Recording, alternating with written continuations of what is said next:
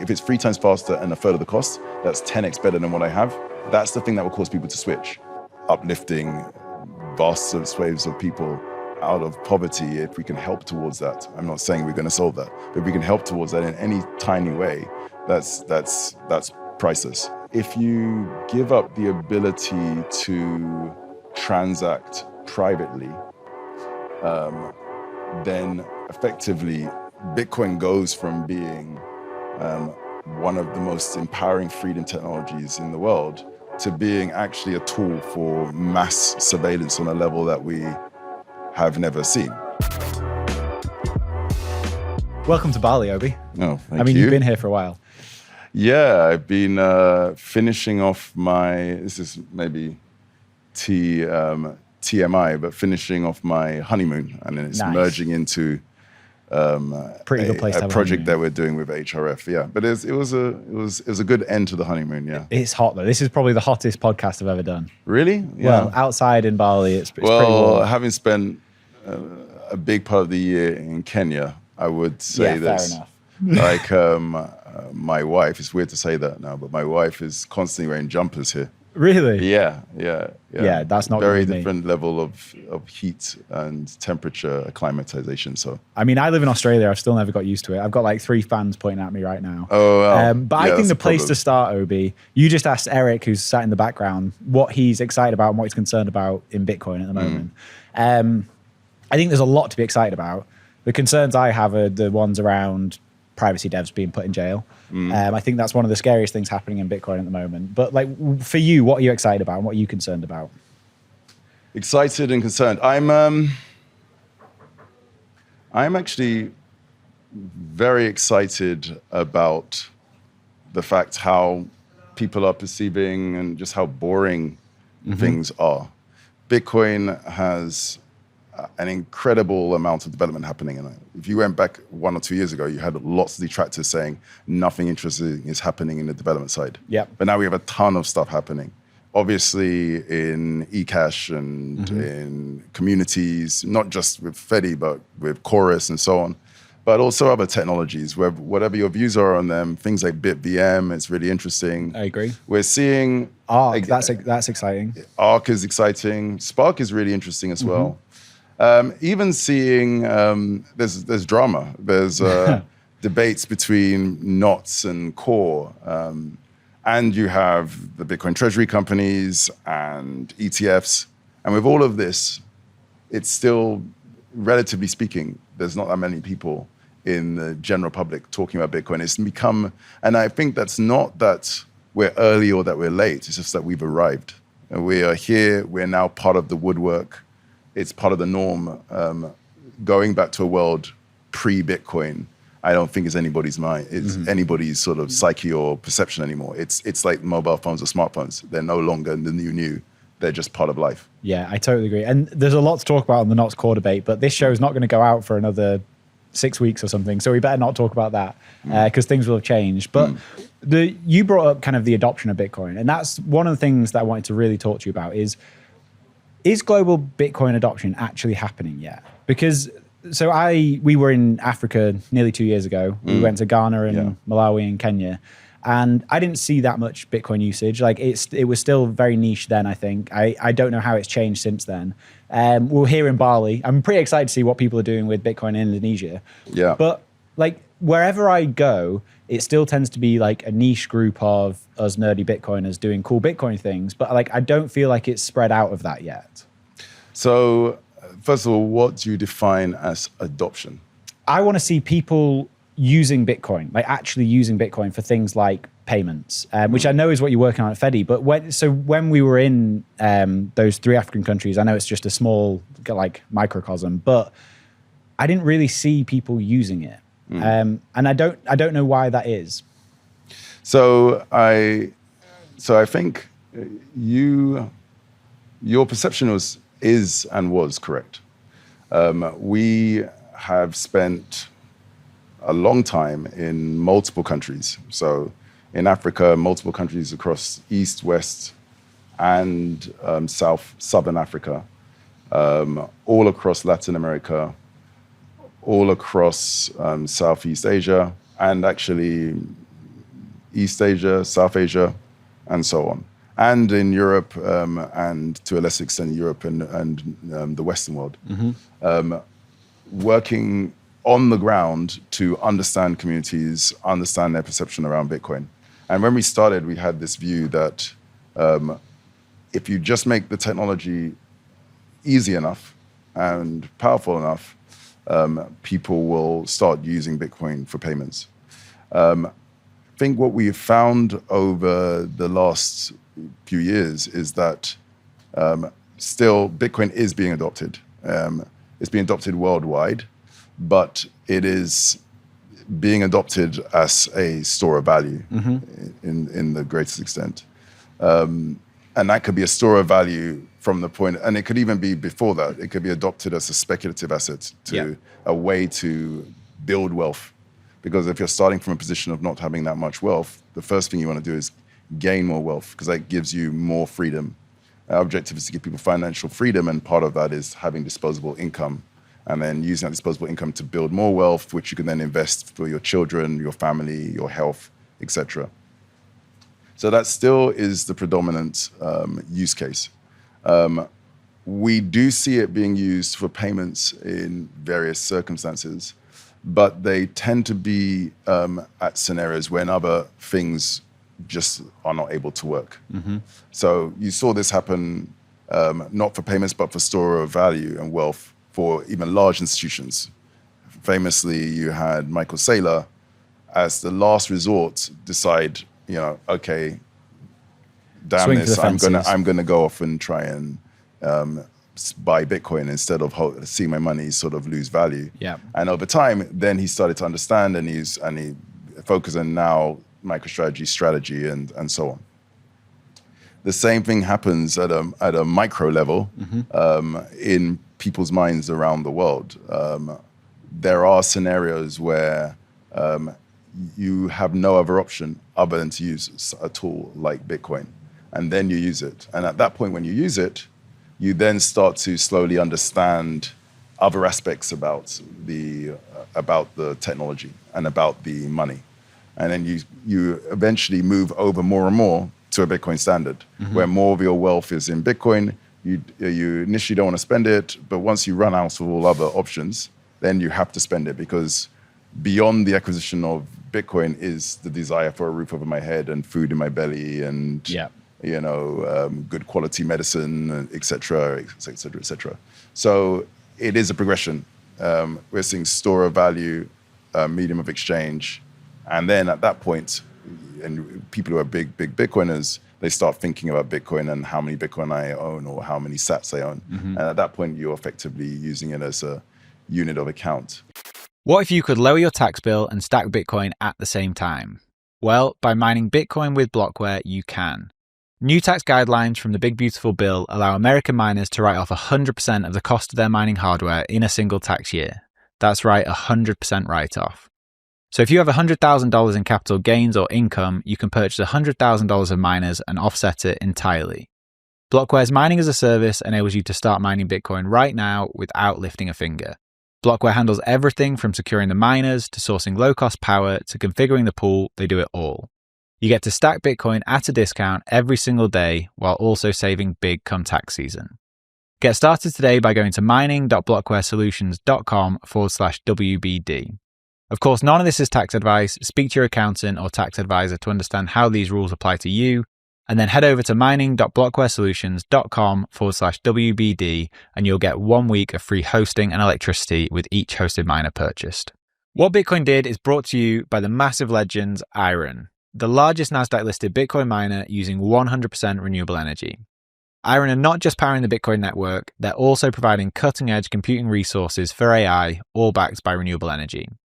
We've been working with their founders, Dan and Will, for quite some time now and have been really impressed with their values, especially their commitment to local communities and sustainable computing power. So whether you're interested in mining Bitcoin or harnessing AI compute power, Iron is setting the standard. Visit iron.com to learn more, which is IREN.com. If you already self-custody your Bitcoin, you know the deal with hardware wallets. Complex setups, clumsy interfaces, and a seed phrase that can be lost, stolen, or forgotten. Well, Bitkey fixes that. Bitkey is a multi-sig hardware wallet built by the team behind Square and Cash App. It packs a cryptographic recovery system and built-in inheritance feature into an intuitive, easy-to-use wallet with no seed phrase to sweat over. It's simple, secure self-custody without the stress. And Time named BitKey one of the best inventions of 2024. Get 20% off at bitkey.world when you use the code WBD. That's bitkey.world and use the code WBD. It's funny because like that is the progression that everyone talks about, going store of value, medium of exchange, unit of account. I think for me, it's gone store of value and it is my unit of account. Like if I'm spending money on something, I do think in Bitcoin terms. Medium of exchange has been harder because you just don't have the option to pay in Bitcoin in that many places yet. Like when you go to a Bitcoin conference, obviously things are easy. But outside of that, in just normal day-to-day life, I can very rarely spend Bitcoin. So is this just like a chicken and egg problem with making this an actual currency rather than just a store of value? Yeah, I think it is. It's simply, it is that. And so that's why there are different, we've tried many different experiments with different organizations, ranging from human rights defenders to humanitarian organizations to communities, disempowered communities, and actually to quite affluent communities as well, to compare. And some, I would say there were 14 different types of experiments we had initially. Then they whittled down to 4. And now we have, and those are our biggest focus. I would say that the interesting ones have an element of solving the chicken and the egg. And then once you solve the chicken and the egg so that people view Bitcoin as the mechanism for a medium of exchange, and they start using it every day as a medium of exchange, you can have a different order where it starts off with a medium of exchange. I'm using this thing, Bitcoin, or sats actually, because the numbers that we're talking about is sats. Yeah. Using this thing called sats to pay for things and use things, but I don't know what it is, but it's giving me something I value. And after a while, I start realizing, wait a minute, this thing is going up in value. And then I start thinking about it as a store of value. So it is possible to go medium of exchange, store of value, and then unit of account as well. But you have to solve the chicken and egg. I can give you some examples of that. Yeah, please do. So this one is actually really exciting. We have created a satellite internet service, starting in Kenya. And we're calling it SateNet, SateNet, like satellite internet, SateNet, and you pay for it in sats. So satellite internet, pay for in sats. Internet penetration, most of the world is actually pretty good. Yeah. Southeast Asia is pretty good and so on. The only sore spot is Africa. There's still 300-400 million people who don't have access to good quality internet or at a affordable price. And what is the internet like when these people do have internet? Is it like 4G type internet or is it 4G, Starlink sometimes 5G is over your mobile phone. Okay. But it's really, really expensive. And so it may be 3, 4, 5, 6, 7 times the cost of it cost here, for example, in Bali or in the West. And the quality is lower at way higher cost with people whose disposable income is less. Lower. The average middle class, I just saw a stat on FT the other day, the average middle class family or person in Africa has a monthly income, according to the FT, so I haven't verified this, but this was the stat, of $200 to $300 a month equivalent. That's the average. So if you're paying more for your internet, and you think about what you pay for your internet bill right now, it's a much, much higher percentage of your salary just to get internet. Totally. And even then, people still want it because it's so valuable. I mean, in US dollars, I think my internet's something like $50 a month. Yeah, but but I don't want you to say your salary, but as a percentage of its salary, it's not the same as someone's salary is $200 a month. Yeah. It starts becoming 10, 20, 30% That's insane. of your salary to spend on internet. But they still do, which proves that it's so valuable, people are willing to spend that. Yeah. So what we do, and the reason why is that the telecoms companies can charge that, they can get away with it. It's hard to set up that infrastructure, so they do. What we experimented with SateNet is, instead of trying to teach people about Bitcoin directly, why don't we solve the chicken and egg and give them something that we know a large percentage of people will want? In this case, it's internet, and then we will, but you can only, the point is you can only pay for this in eCash with sats. So you can only pay for your satellite internet in sats. And that's the only way. And we set up these Starlink services in different places. And we've tried in some of the biggest slums in Nairobi and also in rural Africa. And we set these up, and we've been observing to see how it goes. Now, it's still very early days, but the feedback has been really, really interesting. One, people started using it. We didn't explain what sats were. Their assumption probably is just the token for satellite internet. How do they get sats? So to get the sats, there's multiple mechanisms. So, for example, there is, within the Fedi app, we have these things called mini apps. Mini apps are just websites. It's got a built-in web browser in the app. And there are apps that you can see now for almost every service in the Bitcoin ecosystem. But they're all over the place. You have to have Chrome, you have to find them. We have this sort of mini app store, which allows you to find the mini app that you want and use it for your benefit. I can quickly show you on the screen. This is a really ignorant question, Obi. But if you see here, I've got the app open. If I have an app catalog, this takes you to a page where I can see some of the Fedi mini apps which are available. And many of the popular ones allow you to swap from your local currency to Bitcoin. So if we go to spend Bitcoin, to earn Bitcoin, etc.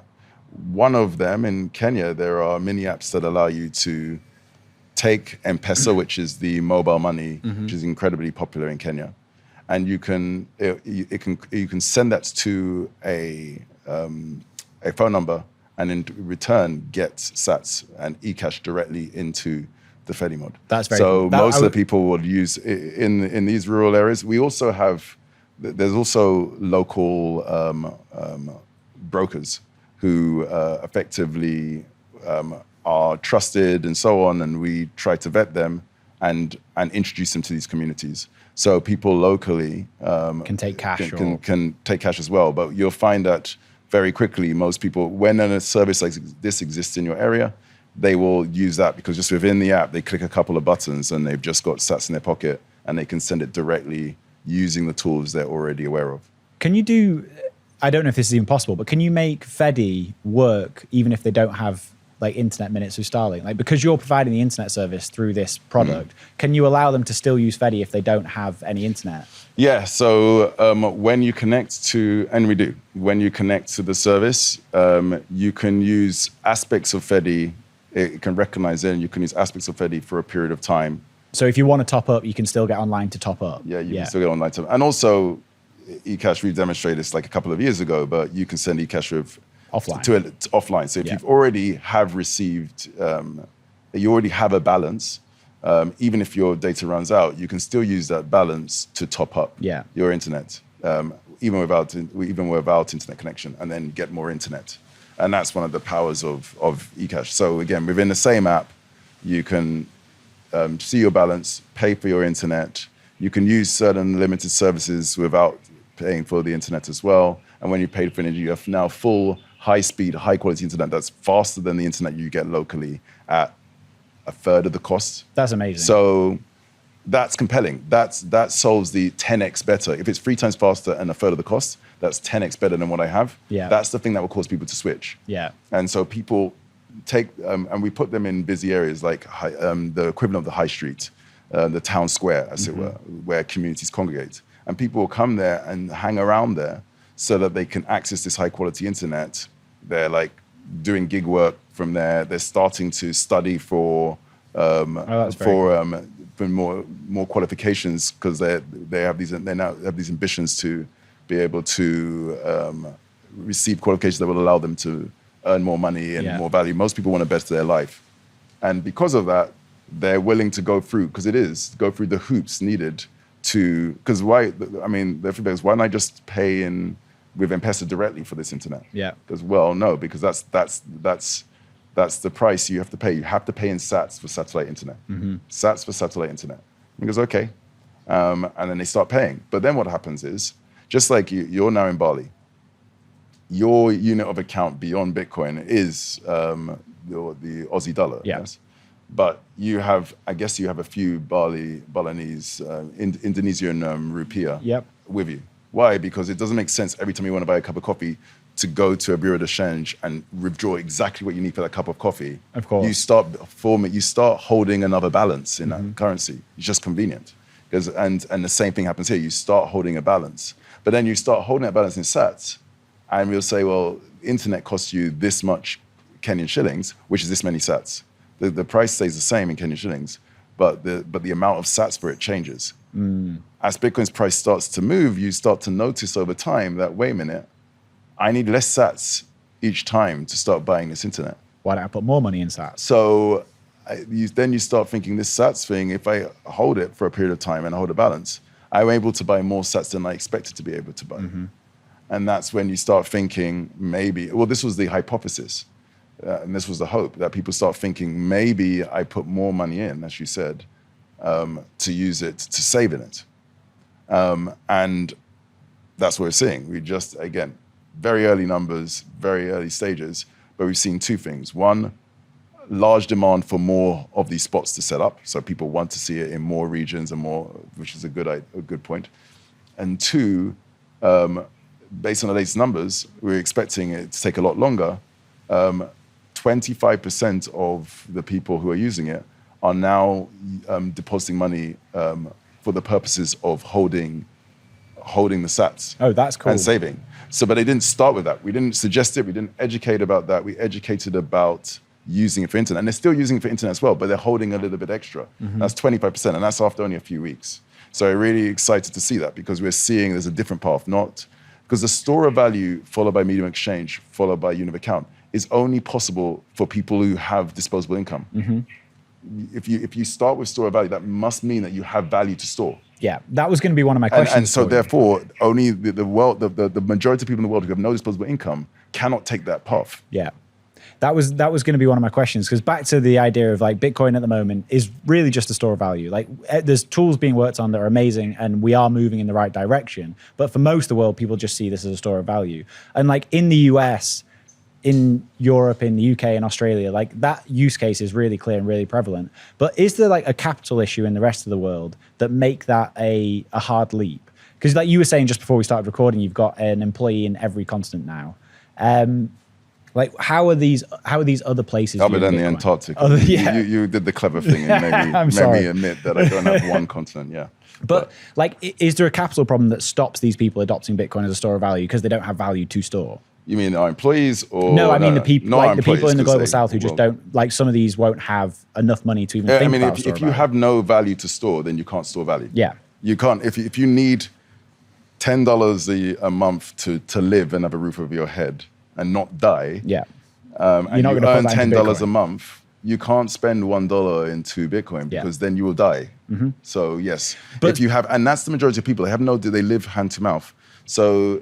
But if we can provide them a service that saves them money, so their monthly expenditure goes from 10 to 9, and it's providing them a better quality service, so they start using that service, because otherwise people are living busy lives. They've not got time to understand the thing that you wanted to understand. Yeah. So even if something betters their life, if it requires time to understand, a lot of people are just surviving. But if you just tell them, I know you need internet, I know you need electricity, you need that. I don't have to explain why that's useful. And I'm giving you electricity that's cheaper than you had before. I'm giving you internet that's better than you had before. Oh, and by the way, it's powered by, and I'm not even explaining how it's powered to begin with. They will switch because it's better. It's significantly better. But the kicker is because it requires, or it involves Bitcoin in some way, that permeates across the psyche of the group. We're only a stone's throw away from gridless. Yeah, it's one of the communities is in the same community that gridless works. And what prompted this was actually a tweet I did. I don't tweet much these days because it's just generally a minefield to tweet, and I prefer proof of work over proof of talk. But one of the last tweets I did a couple of years ago was about this idea of a Bitcoin frontier town. And this was a picture. It was me, Eric Hirschman, and the guys from Block, Jack and Miles and others. And it was one of the first Bitcoin mining huts, literally a hut in Kenya, in the outback of Kenya, effectively, that was helping make the renewable energy production there affordable. And Is this the one on the lake? It's on the lake, yes. Yeah, I've but been there. a year before we went there, I'd been and there was this vision, and I said, "Welcome to the first Bitcoin frontier town." And it's like the frontier towns in the US of old. But instead of powered by age-old technology, it's powered by Bitcoin. So instead of having coal and mining and oil mining and oil production, you're having renewables, hydro and solar. Instead of gold mining, you have Bitcoin mining. Instead of having these local outback banks, the local village banks, you have Fedimints and Fedi. And instead of roads and railways connecting these different communities together, you use the internet to connect people together. And that was the idea. And that's stuck with me ever since. I love that. Now, on the energy and mining side, you've got Gridless working away with that, and they're doing great stuff on mining, and they're also now expanding into energy production as well. Because they work really hard. But what we're seeing is there's this really strong tie between the banking and internet, and that's what we're providing with SatNet. It's effectively the other side. So that we provide internet, which is connecting you to the rest of the world. And we're seeing this where people are talking about they're now studying on these with remote universities because of the internet squeeze. It wasn't affordable with the old internet. Now it's affordable. We've improved the infrastructure for transportation because we've just dematerialized it effectively and brought it at a lower cost. But we've also, the key thing is we can do this at cost because we don't need to make money from that. We just use that as a mechanism for people to start spending in sats with eCash. And if they start spending in sats of eCash, we earn transaction fees on that as well.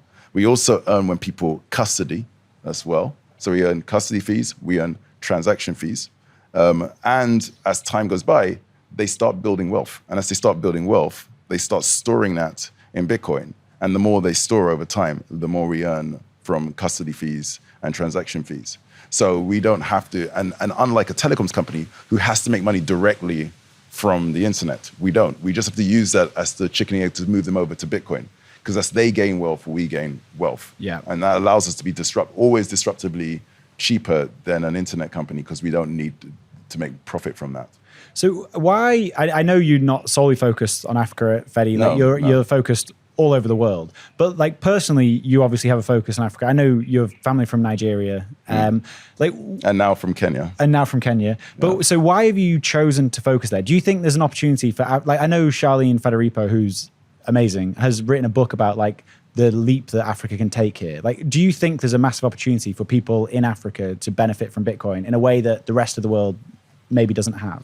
So just to be clear, your first statement was correct. Fedi as a company is global, and I talked about one initiative, and that's really exciting. But there's a second one that's actually the bigger one, which is a global initiative, but we'll talk about in a bit. But what makes Africa interesting, and I think there's three groups that I'm particularly interested in. One are the humanitarian groups. And we've worked with organizations like Save the Children, Ref Unite, and they are global organizations. And they help people who need humanitarian assistance. Another big thing, which is the reason why we set up Fedi in the first place, and the reason why we're here on this trek, is human rights defenders. And we have worked with human rights defenders around the world, some in very challenging scenarios.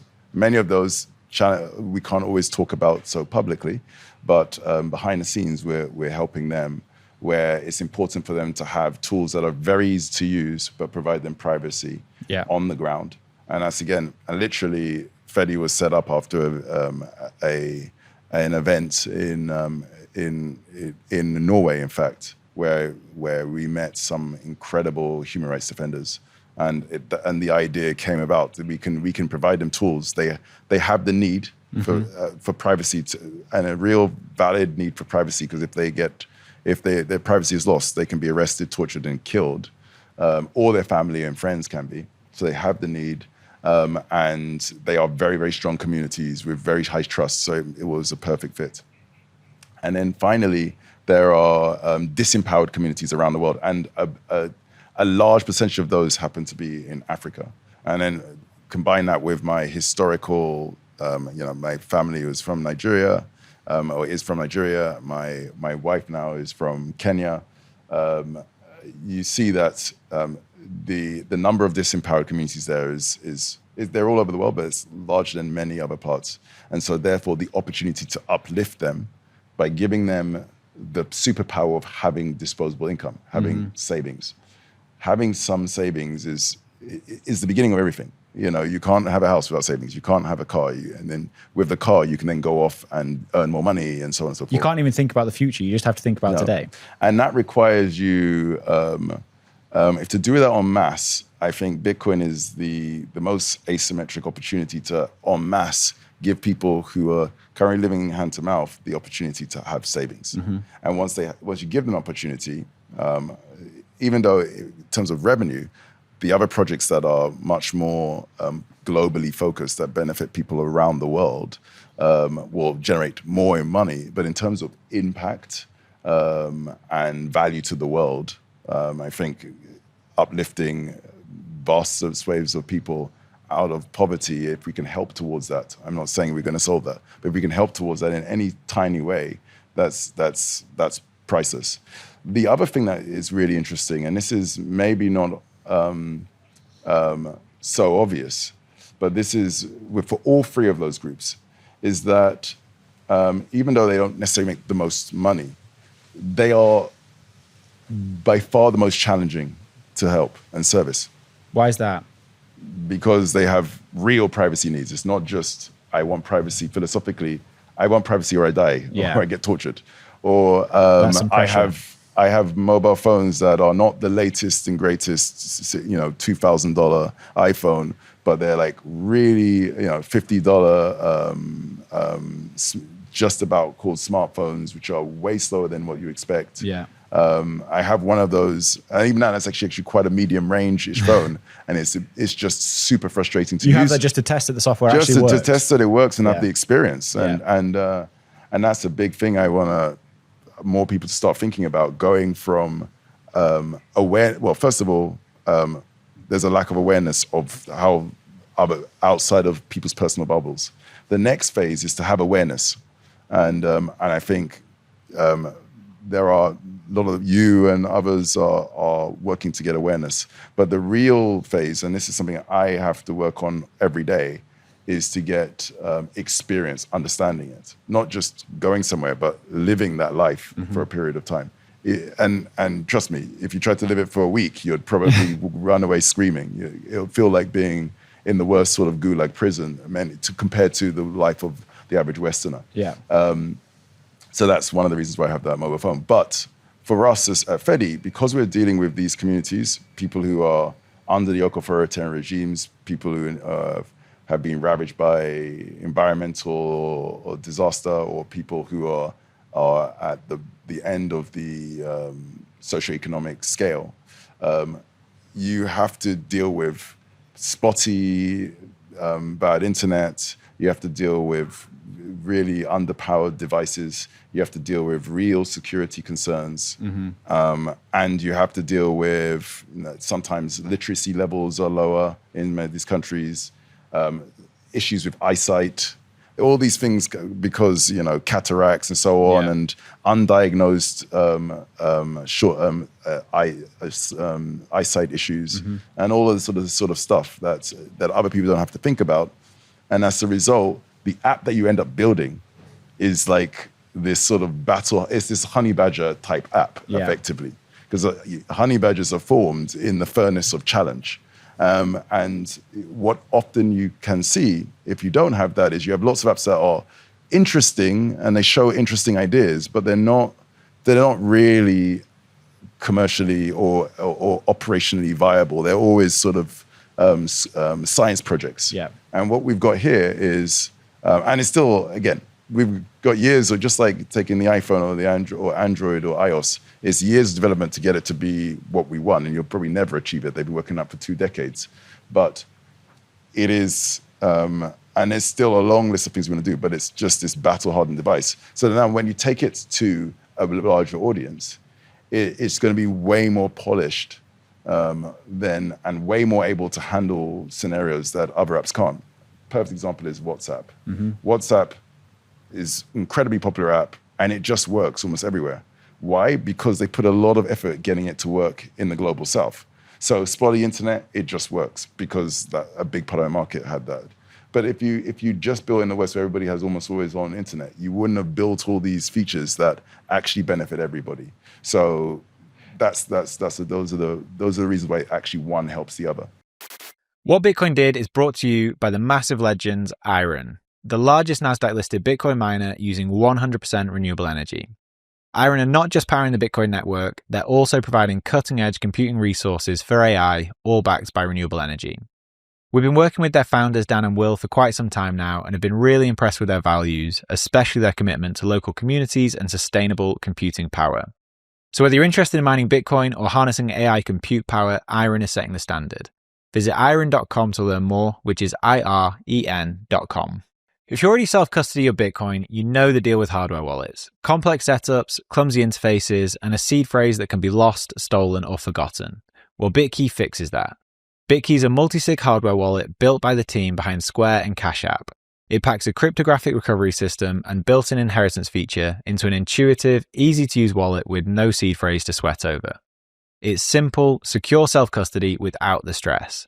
And Time named Bitkey one of the best inventions of 2024. Get 20% off at bitkey.world when you use the code WBD.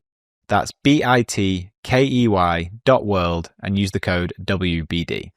This episode is brought to you by AnchorWatch. The thing that keeps me up at night is the idea of a critical error with my Bitcoin cold storage. And this is where AnchorWatch comes in. With AnchorWatch, your Bitcoin is insured with your own A+ rated Lloyd's of London insurance policy, and all Bitcoin is held in their time-locked multi-sig vaults. So you have the peace of mind knowing your Bitcoin is insured while not giving up custody.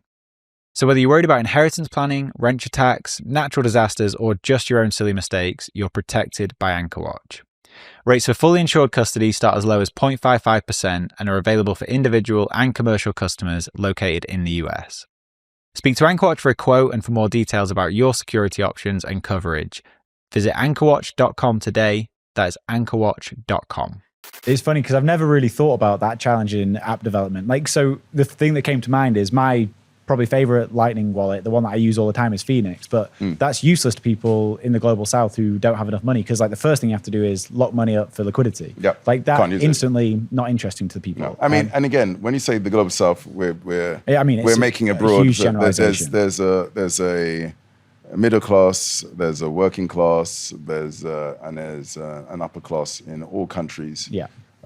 Even in America, who says that it doesn't have a class system, there's still a class system. It becomes which college you went to, or who you worked for, and so on. But it's an alternative. But so this is the case. The issue is just the percentages. Whereas, and so in somewhere like Africa, the wealthy class would by Western standards be considered incredibly wealthy. Yeah, they have servants and they have drivers and multiple cars and redundant power supplies and a lot of things that the average wealthy person in the West would not have. Yeah. So when we're talking about this, we're talking about the people in the lower middle class to the working class area, and it's just a larger percentage. But the same problem will exist in the United States as well, but just for a smaller percentage. Yeah. So we're more talking globally, but for the people who are disempowered. Yes, totally. So when it comes to Bitcoin in this kind of store of value phase, if it doesn't manage to get to be a real usable medium of exchange, do you see that as failure for Bitcoin, as freedom money? So I think that yes, it would be. And it would be failure in the long run. It will seem like it's not failure. And it could seem like it's not failure for a long period of time. Because people who have Bitcoin are getting rich while it's still not They're being getting freedom rich, money. but they don't realize what they are giving up. Yeah. If you give up the ability to transact privately, then effectively Bitcoin goes from being one of the most empowering freedom technologies in the world to being actually a tool for mass surveillance on a level that we have never seen. Yeah. And in fact, it would actually be worse than the current state of affairs. The current state of affairs, you still have cash, and governments are trying to get rid of cash, but you still have cash to some degree. You have disjointed systems, etc. It's not great, but it is the current system. Bitcoin has the option for being freedom money, where you have a scenario where you are able to transact privately. You may not want to, you may want to hold it, but you have that ability. If that goes and every transaction is surveilled and tracked, then literally that is Panopticon. Yeah. And you're Australian almost, you will know a bit of a history lesson. There was, in London, there's a place called Millbank. And it's right next to the Houses of Parliament. And it's famous because it's got these very red bricks, sorry. Those bricks were all built from a prison, and it was knocked down, and the bricks were used to make the Millbank estate afterwards, or many of the bricks were, and that's why it's got its unique color. But the Millbank estate was actually, I think it was Bentham who made it. It was the world's first panopticon. It's a prison where all of the prisoners can be seen from a central point, and they could see every single person. So if you live in Millbank, you're living in you're already in the Panopticon. The prisoners of Millbank, and off on the River Thames, you have this mooring point for the ships that would take people to the New World, to Australia from there. So that would be wherever you were, you're ne'er-do-well, good for nothing. You'd from around, that's defined by the state, from around the United Kingdom, you would be sent to Millbank as your last port of call. And then the prisoners of Millbank would be sent to the long multi-week, multi-month journey to Australia. By the time they get to Australia, they've got scurvy, they're really depressed, they're whining, complaining, and so people would see these people arrive, and he goes, "Here come those new whinging Poms. prisoners of Millbank." Yeah. Prisoners of Millbank is POMs. I did not know it was Millbank. I thought it was Her Majesty. I thought it was like Prisoners of Her Majesty. I didn't know it was Prisoners of Millbank. Yeah. Huh. Yeah. There's a history lesson. I did not know that. Well, anyway, it could be Prisoners of Majesty, but I think it's Prisoners of Millbank. That was the one I heard. But I used to live in the Millbank estate. Yeah, right. But yeah.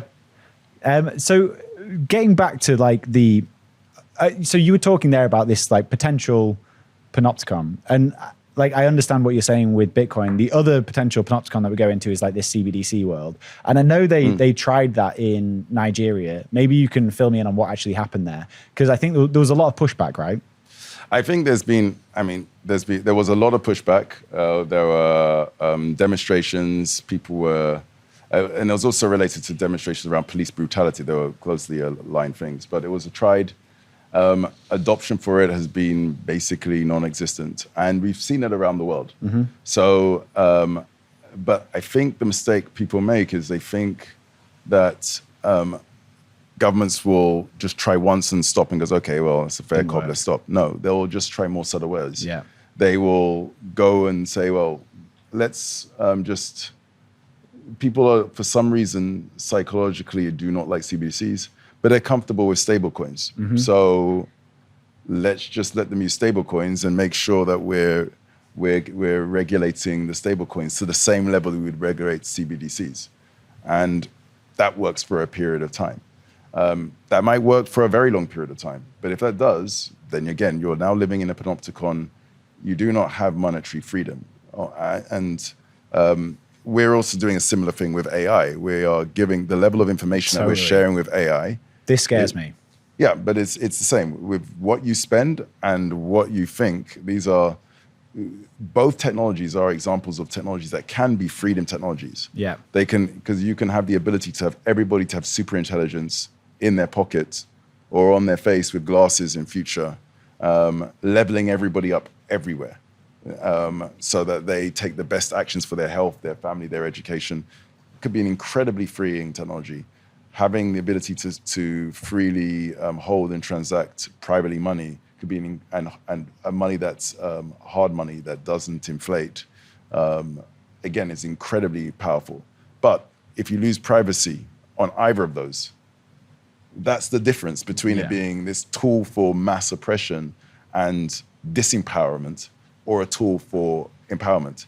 But it will be very much like, because these organizations think in decades. Yeah. It'll be like the boiling of the frog. You put the frog in the water and it'll be a slow process and it'll seem fine until it's too late. Yeah. And this is how people accept regimes that end up becoming incredibly oppressive. They happen a little bit, and every single small step seems small and is accepted until you have no choice and you realize that you were part of the problem by not stopping it at every step. It's gradually. So I think we will eventually, there might be an ability for subgroups of people to maintain freedom, because it might be that it could be a subset of people around the world choose to go this sort of Bitcoin path and use it as a medium of exchange and make sure they are able to transact privately, and they effectively have this Noah's Ark-like scenario, and they'll be living amongst the other people who don't have that same level of freedom. But what I hope is that that group is as big as it possibly can be, because you're really literally talking about the difference between night and day here, between freedom and oppression. If you had to put like a probability on which path we actually go down, whether it's oppression or freedom, where do you think we're falling at the moment? 100% of both. So it'll just be people who can live their free life amongst the oppressed. Yeah, because I mean, now you've got people like Balaji giving it names and labels like network states and so on. But I just think it's common sense that right now we have our communities and tribes, and more, because of the internet, the tribes are not, the change now from the past is not that tribes stop existing, but they've stopped becoming geographic in nature, and they're more philosophical in nature. Yeah. So we're both part of the Bitcoin cult. We're part of the privileged set of Bitcoin. Even within Bitcoin, the privileged set of Bitcoiners who are able to travel freely. And I've experienced that now. My wife's passport is Kenyan, and it's just incredibly difficult and expensive now to travel, whereas before it was without a fault. But as such, I'm able to experience Bitcoin communities from around the world. And cultures are very different, but we have this instant connection because we have a similar philosophy around, and it goes beyond money. And so I would say that we're part of the same community. Even if I've never met the person before, I can immediately find things to talk about and compare. Totally. And I probably have more in common with a random Bitcoiner in Argentina than I do my neighbor. Yeah.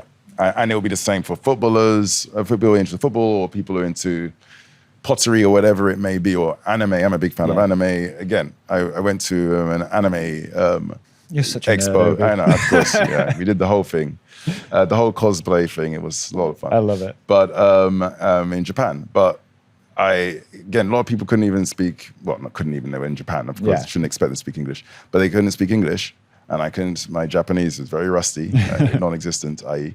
But we had a lot of connection. There was the guy on the taxi driving us over, and we were just saying names of anime periodicals that we read, and that was all he couldn't say much more in English, but we still could share good, bad, and so on and so forth. So it's almost like the end of monoculture in a lot of ways. Yeah, it's this faceted set of cultures that are, every time you join a different WhatsApp group or Telegram group or Signal group or Fedi community, you're part of a different, non-geographically bound but philosophically bound community.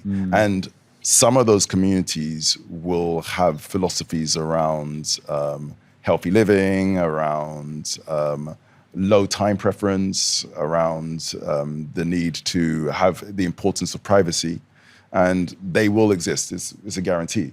The question is are those communities in total 1% of the population of the planet, or 99% of the population of the planet?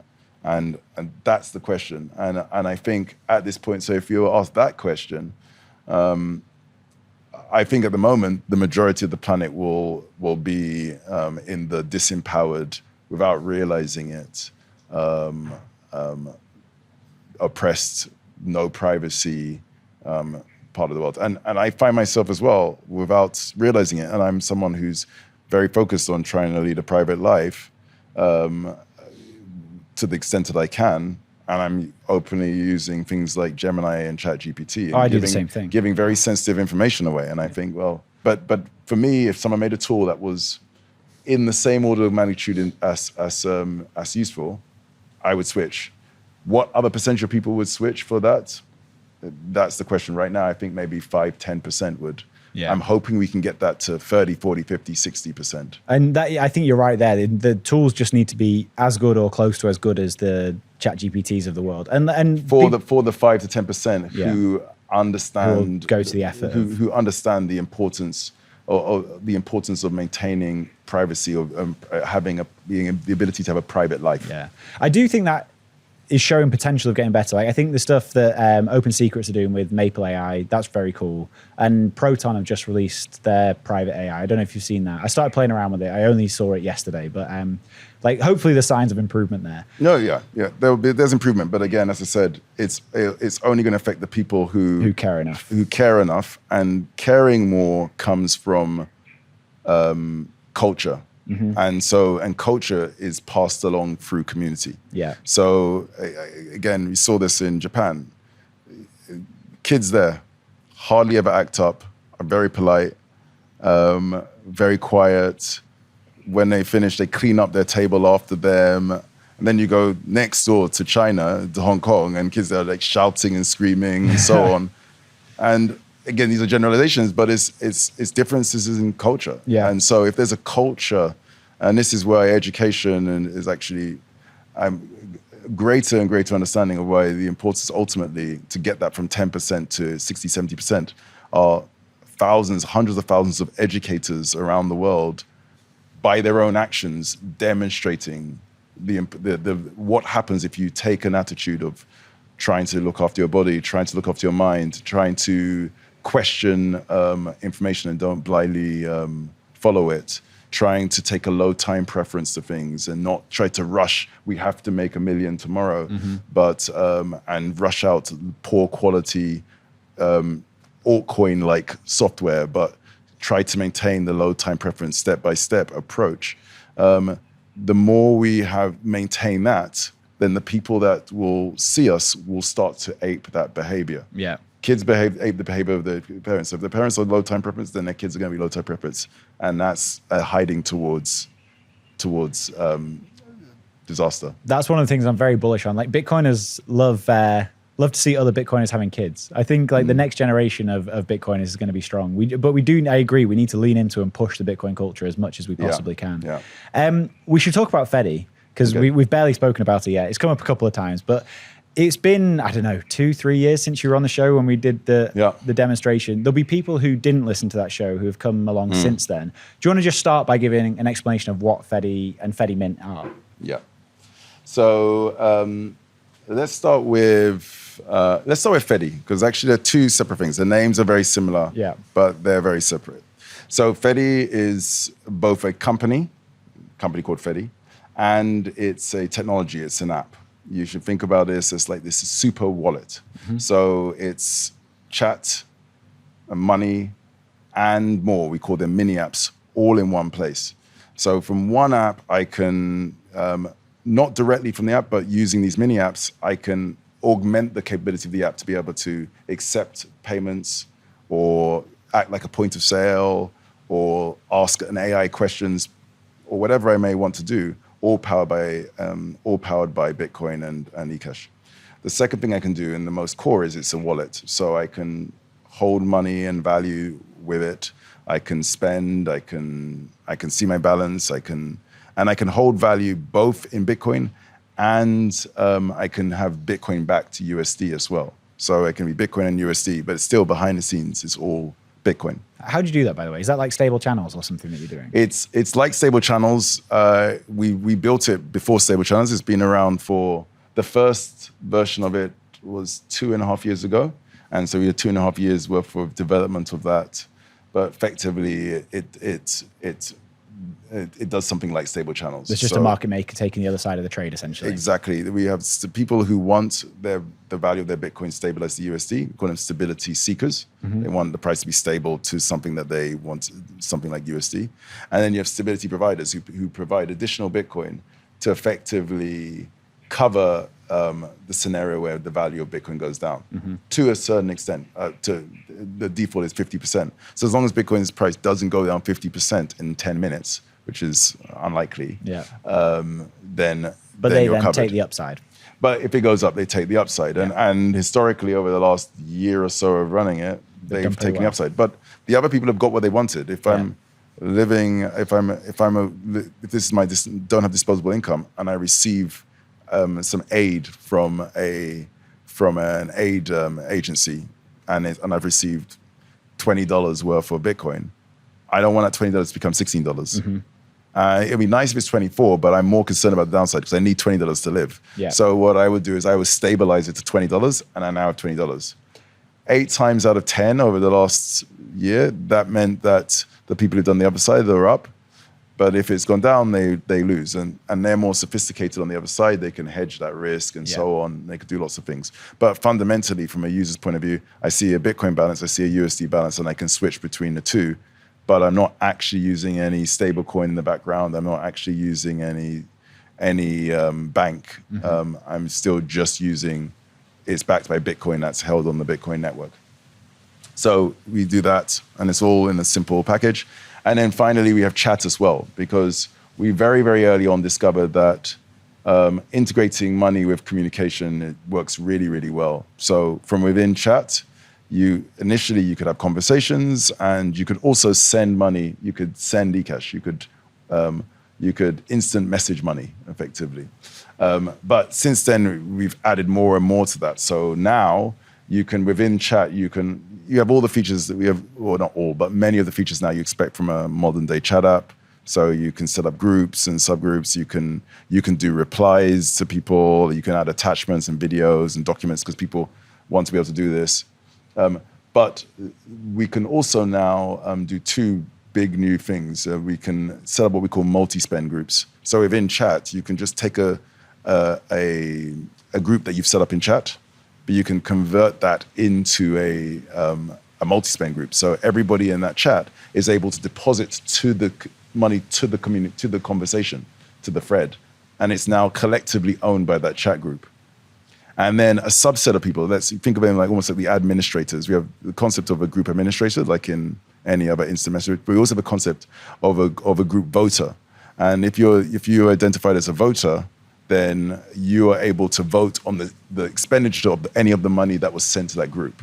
That's cool. Yeah, and so, and it can be up to 21 voters, and you can set the ratio. It might be any one of the 21, or 15 of the 21, or 3 of 9, or 2 of 3, or whatever. Yeah. And so you set up 5, 10 different groups, and one could be called picnic budget, or another group could be college tuition or whatever. Lads weekend away. Lads weekend away, and then all the people who are going get added to that group, and maybe 2 or 3 of the responsible people who don't get drunk from the lads become the voters, and you make it 2 or 3. Yeah. And then people just send their money, and in the conversation you could be chatting, but you also can be seeing messages, system messages saying this person's now added this much in, and you can vote and expend on that. So that's multi-spend, but it's all a chat conversation because we're seeing that UX is becoming really intuitive.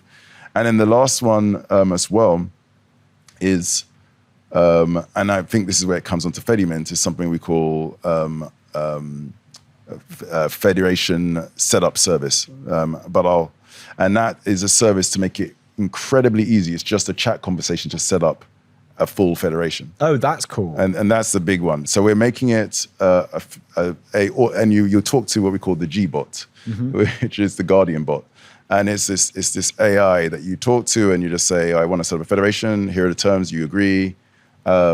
and it will locate. That we'll have to have a whole conversation on, because that's a real big feature, and that's part of what I told you, the second thing that we're working on, which is to make it incredibly easy for people to set up and run federations, so that we see this future where there are thousands of federations, or each one are private custody services, effectively. Because we don't want 5 or 6 or 10. We have maybe 50, 60, 100 right now, but we want there to be 100,000. And for that to be happening, it has to be something that people can do while they're just, walking to their car.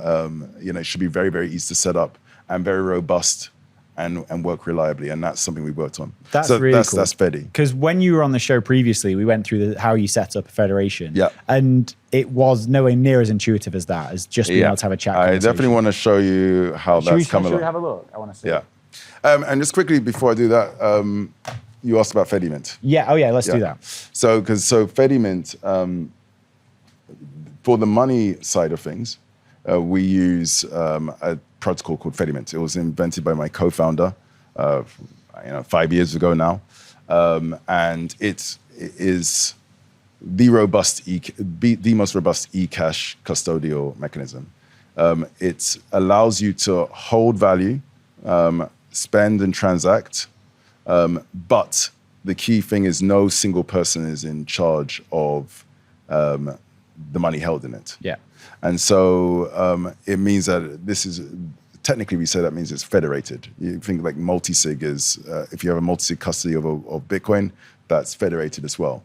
But that's what it allows you to do. And then when all the money that's added in to the system, it was sent to the Fedimint Federation, causes the issuance of eCash, which is sent back to the person who provided the Bitcoin. And that eCash can be transacted in lieu of the Bitcoin. But the transactions with eCash have incredible levels of privacy. Yeah. And when you want to withdraw, you don't have to rely on one person to respond. It's a federation of people will respond as well. So behind the scenes with Fedi, all of the different federations that are set up are all running these federated Fedimint services. But from a user's point of view, they just look like a wallet. And you can be a member of 1, you can be a member of 2, you can be a member of 20. So when, obviously the other eCash protocol that's gained some traction is Cashew. Did a show with Callie recently. He's great. And I think these are both amazing products. There's trade-offs to each and they're both going to exist. But with Cashew, there's obviously just one person in charge of the mint. Yes. So the risk there is that person who's running the mint rugs everyone, takes the Bitcoin. Yeah, that's the small risk. I mean, that's the small risk. Lots of people in Bitcoin focus on that, but that's not the real risk of any one of these services, Arc or Spark or Cashew or Liquid. The big risk is that the person messes up and loses their keys, or their machine blows up and they don't have a proper backup. If you think about it, how often do people forget their password versus how often do they get hacked by the North Korean hacker? It's 1,000 times more likely.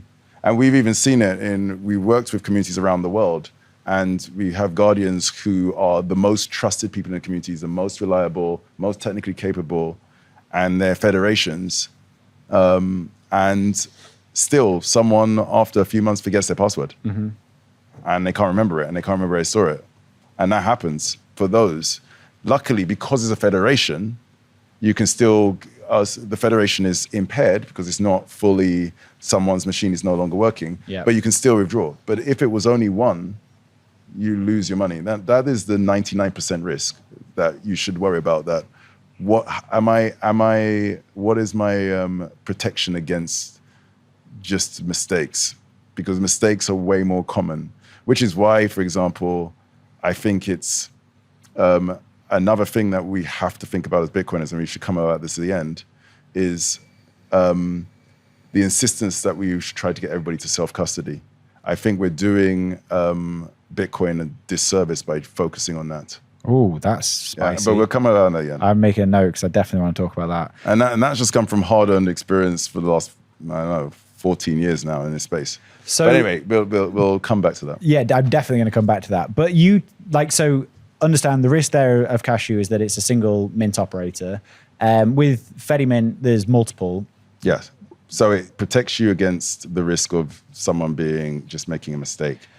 But Mistake proof. there's still, again, I agree that this is a small risk, but the risk is that there's collusion between the people running the federation and they run off with the Bitcoin. Yeah, and another thing about the service that we just announcing now, effectively, which is the Federation setup service, is that we think of a way to, I don't want to be hyperbolic, but massively reduce that risk as well. Okay, that's interesting. Can you talk about how you reduce that risk? Yeah, so what happens is to set up a federation, historically, a number of people need to come together. We call them guardians. And let's say you find, 4 people. It could be 7, it could be 10, but let's just say 4. Let's just say it's 4 people.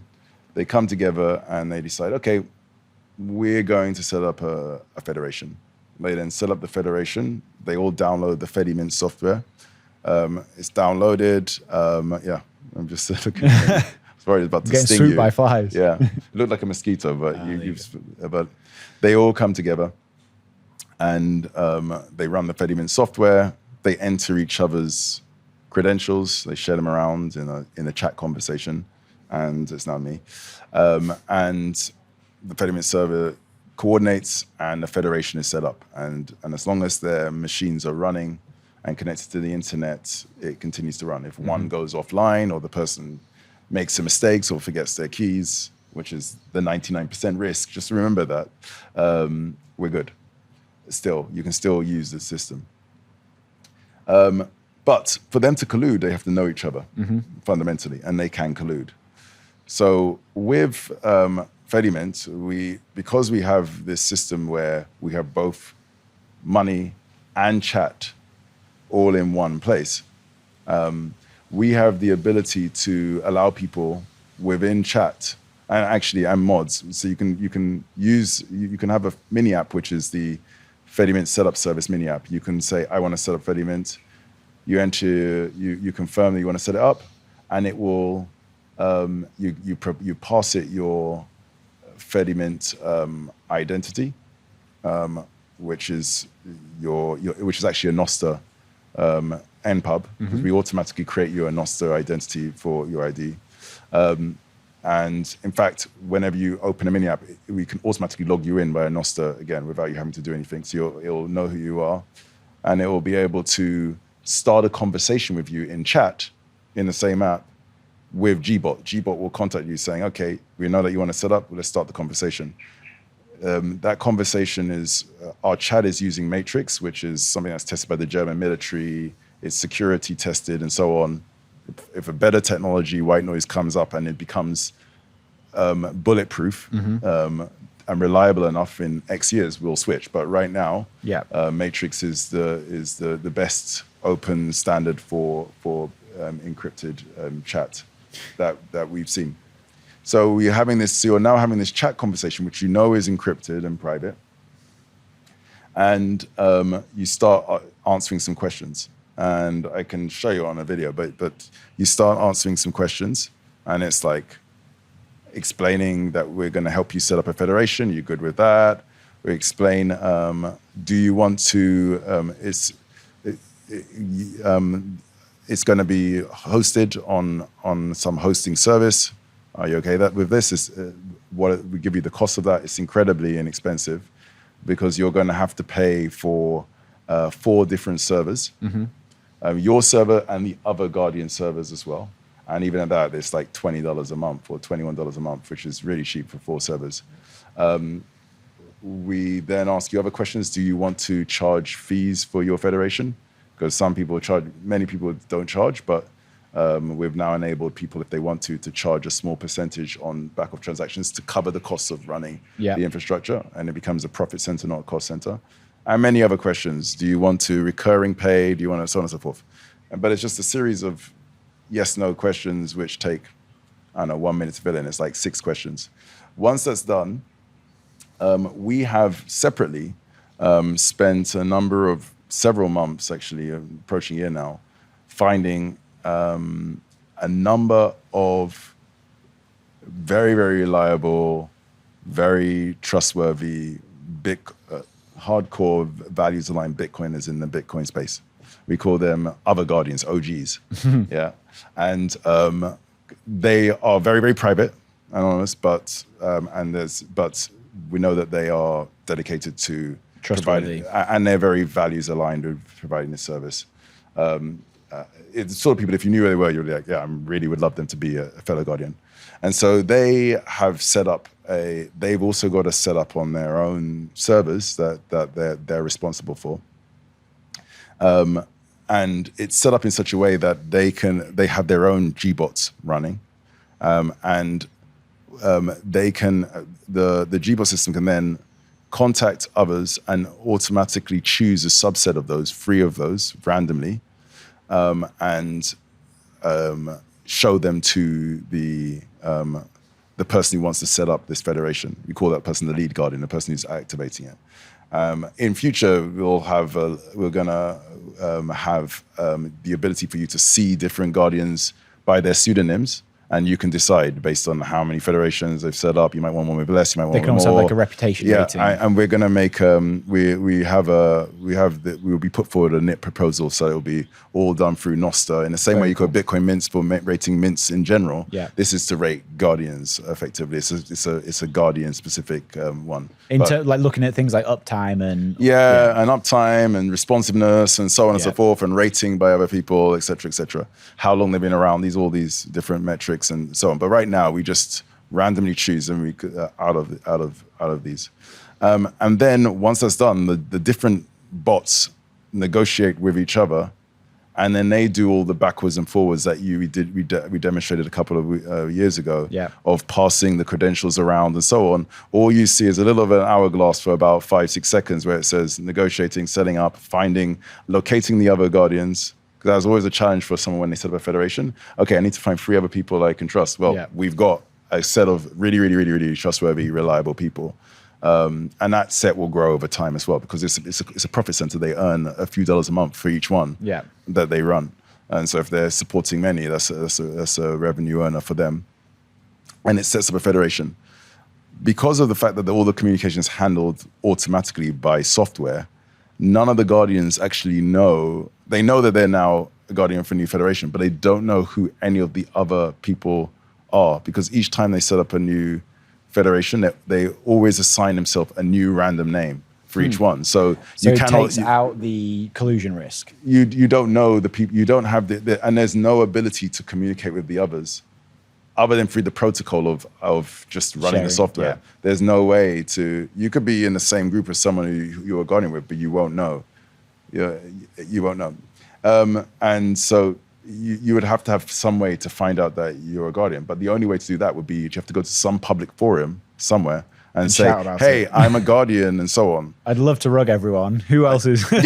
But then you have to out yourself as saying you want to do that. To be able to do it, there's no other way, because you don't know who the other guardians are, and so therefore there's no ability to collude, because it's all integrated and coordinated through this the Gbot. That's very cool. Yeah. Is there a potential scenario where you could actually have AI running the Fedimints? This has come up a number of times, and yes, it is possible. The question is who's running the AI. There's still an element of who's running the AI.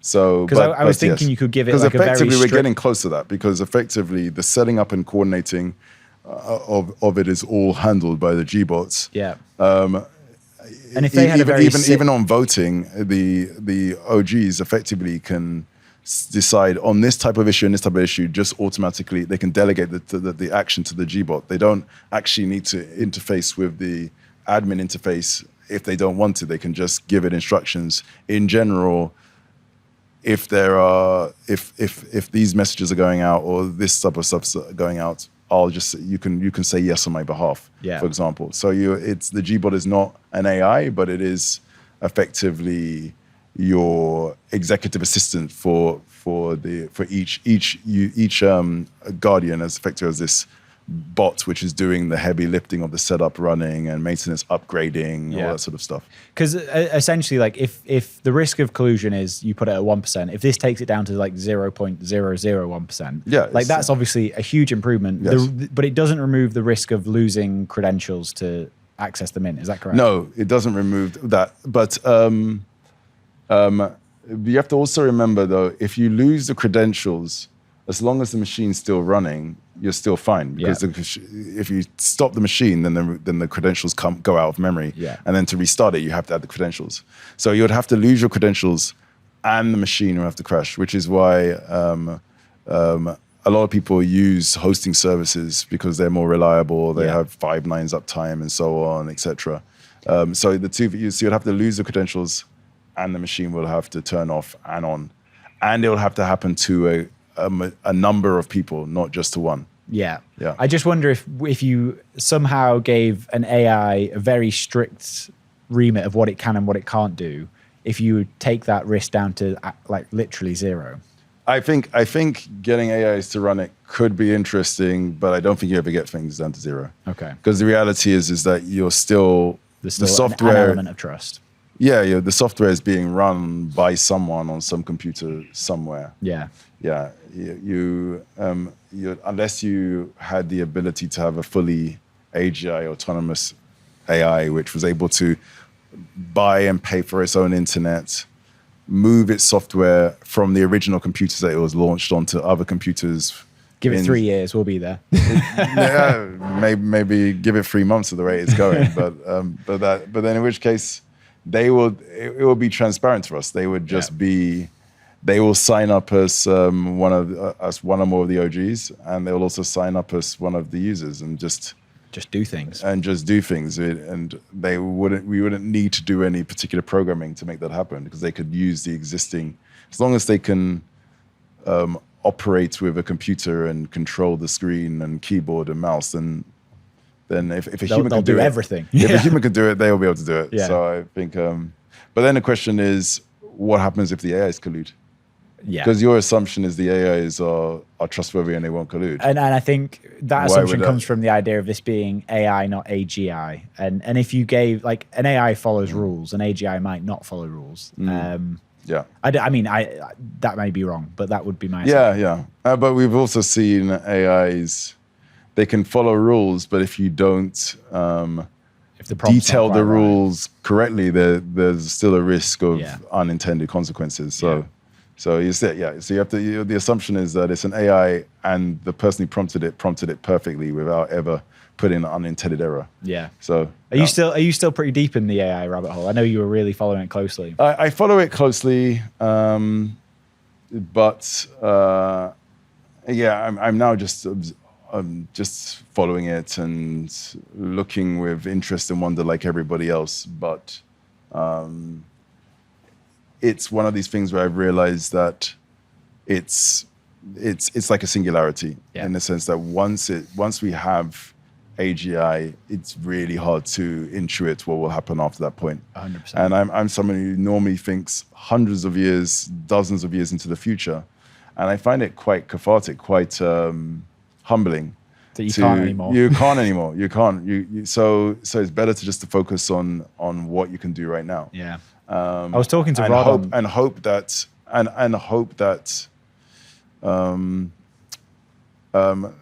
it ends up well. Yeah. But also realizing that it learns from us.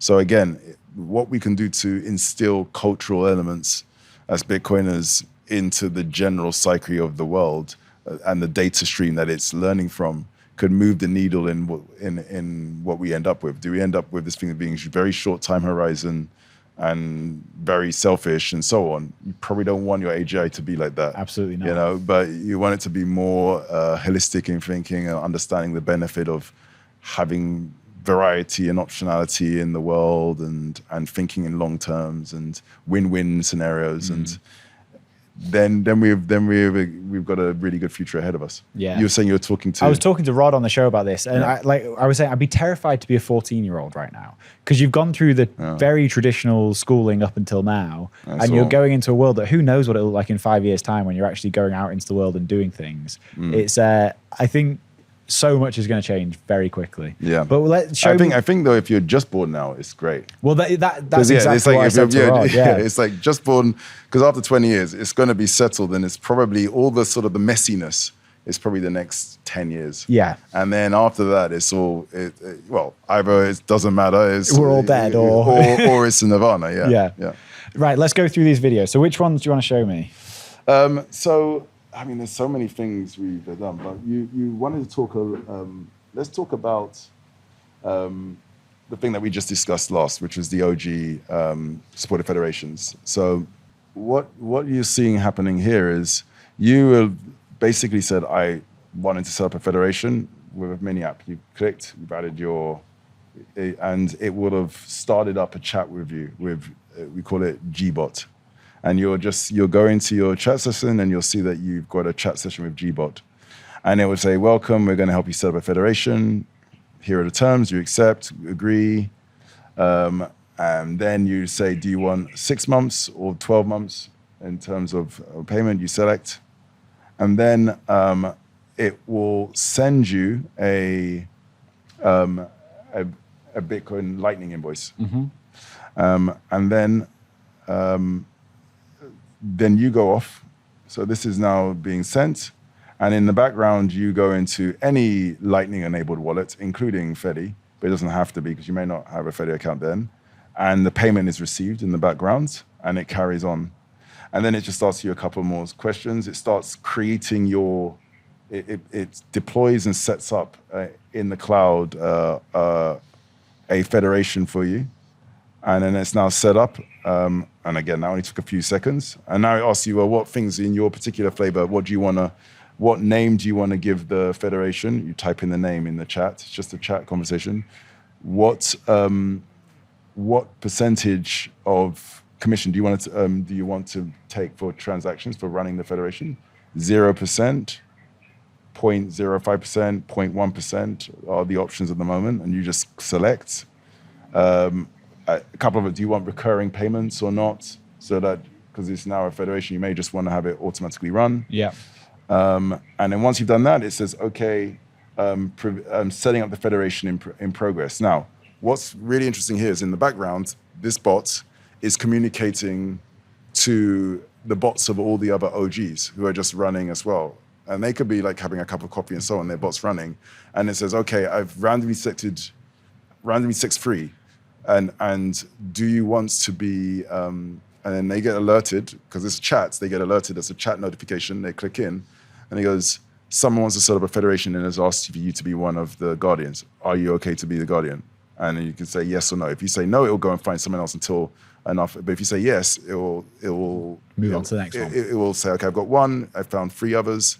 And then all of them will separately provision a new we'll set up a new hosted Fedimint federation, start it up, run it, and then they will all coordinate with each other to set up a federation while you're all having a cup of coffee. And you won't have enough time for a cup of coffee because the whole process takes about 20 seconds. From the point of view just saying how much fees, it's gone off, found your other guardians, who are all trusted people from the Bitcoin space. Each one of you has gone off and set up one server each running purposely just for this federation, and then they've coordinated with each other and they form a federation. So this whole process here continues on, and I think on the last screen, this is where it's like coordinating, finalizing, and that's it, it's done. And what you've ended up with here is the invite code. You can take that, paste that into your Fedi, and you've got a new federation set up. Damn. And then you can share that with everybody. And from your point of view, you're seeing updates of what's going on, but basically you have to give it a name, you have to agree to the terms, you have to, and you have to say, how much fees you want to charge and whether you want recurring payments and stuff like that. In future, also whether you want to make it public or private, because by default you make it private, it's just for you and your family and friends. But you may want it some of the federations want to be public because they want to allow people from around the world, especially if they're charging fees now, then they might want to open it to a larger set of people because they effectively become a mini private custodian effectively. And that's the whole process. But it's all running, it's all federated. in future, we will probably add bits where you can go off and choose who the guardians are. Also, on top of this, once it's set up, you can go back to Gbot if you want to change the description of your federation or so on. You can go into the admin interface if you want, or you can just say to Gbot, change the description to this, and it will go off and do that. Or whatever you want to do, you can do it all via chat, because we find that the chat interface is very magical. It's the future of UX, 100%. moving to being just chat. So that's a huge improvement. It's a huge improvement, and we're still gonna a long way further. But with this, we're going to be aggressively going and getting multiple people setting up federations. Even with the other thing we've been doing as well within the app is integrating a lot more with Nostr. So we only recently allowed people to start rating their experience of using a federation, which there's a NIP that allows you to see ratings of different mints, Bitcoin mints and Cashew mints. And within like a week, we became like the number 1, 2, and 5 are all Fedi mints in terms of reviews, because there's a lot of people using these, but we just haven't been spending a lot of time publicizing actual usage. Yeah. So so you can go to bitcoinmints.com and you can see that the reviews for that are growing and usage is increasing as well.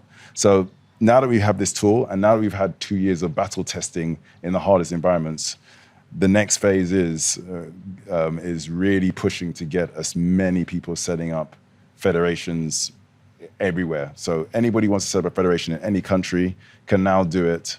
And here's the other thing, behind the scenes, there's even more to this, because not only is the federation set up, you need to connect to the Lightning Network. And anybody's tried to connect up to a Lightning Network and to do it properly realize it's really difficult to have a reliable connection to the internet. Yeah. Even if the federation is fine, the Lightning Network, if it's not good, it's still a bad experience.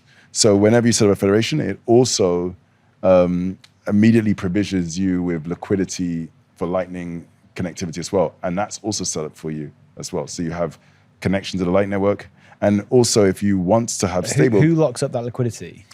So we are locking up the liquidity, but we so effectively become a mini LSP, effectively. And we can earn the routing fees. Lightning routing fees on that. You don't have to use us, but if you want it to just be a click, then it's with us. But you can always, after the fact, change it and add in, go into the admin and change to it. Everything can be changed. You can, in future, you'll be able to migrate a Guardian, and you can run it separately on different infrastructure. You can host it at home. Fedimints now been updated, so you can operate Fedimints from Start9, soon Umbrel, and you can replace any of the elements. But if you just want to be able to click in a chat and have a robust setup with good Lightning connectivity and with stable balance as well, where we provide stable balance, so you can decide, do I want to offer my users not just Bitcoin balance, but a stable balance? It's just a click, and then we set it all up and provision into your federation the Bitcoin liquidity needed to set that all up, all with just say yes or no, and then it's done. That is very cool. So, yeah, we're excited about that. It's just launched. Well, it's actually been we've actually been working with communities for this since the beginning of August. Just testing. No, real users. We've been testing for like several months, but with actual real users paying monthly fees for it since the beginning of August. And that's ramping up. There's a long waiting list of communities we're working with. But going into late October, early November, we want to then just open it up so anybody will see it in the App Store and in the not the App Store, the mini app catalog. You'll be able to just select, set up a federation, anybody anywhere in the world, and 1 minute later, you can have a federation that's federated by people who are in multiple jurisdictions, in multiple countries, who have been vetted to be very reliable people. They're all anonymous as well, and they all don't know each other, so they have no ability to collude. And they have no way to contact each other without publicly saying and outing themselves, at which pace we would know, and they've outed themselves, and that would prevent them. So that's very we're cool. excited about it. That is exciting. Is there anything else in here? I mean, we talked about a lot of this, I think. So Yeah. So let's see. You should close it here. Is it a different tab or was it? No, it's here you go. If you go. Yeah. So the other thing we talked about, I think one key thing that we've had, but now we've spruced up the interface because we think it's going to be really important coming forward, is social backup and recovery. And this is a very, very quick feature, but really powerful. If you want to back up your keys, a lot of people talk about self-custody, but then they take their keys and give it to a friend or family, in which case it's no longer self-custody, it's federated custody, because you and your friend or family have access to the Bitcoin. And you're now having to trust them. So it's become federated custody. But people do it in an ad hoc way. What we have here is, and we allow you to do the 12 words and back up if you want to, but instead you can take your keys and give it to,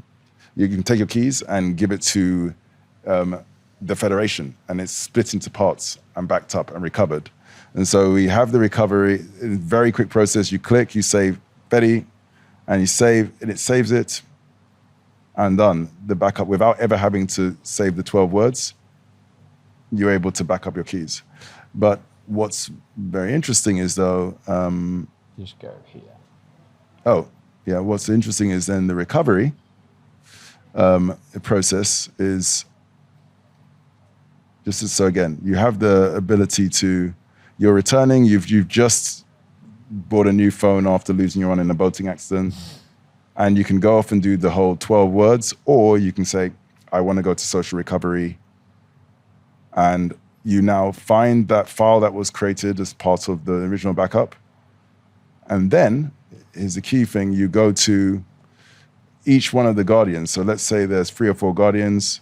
One might have said, I don't know you, I'm going to reject it. Another one says yes. As long as you've got the majority to say yes, then it will immediately recover your keys. But none of the guardians ever knew your full key. They only had it encrypted. Even if they colluded with each other, they can't recover your key. And also remember, they can't collude with each other because they have no way to communicate with each other. The VBot prevents them from communicating with each other anyway. So that's, again, a feature that's only possible because you have a community of guardians. And yeah, I've mentioned the stable balance, and that's probably the last one because there's so many features. I already discussed multi-spend, but on the stable balance, you have the ability to see your Bitcoin balance, but all federations that are set up with OG can have stable balance.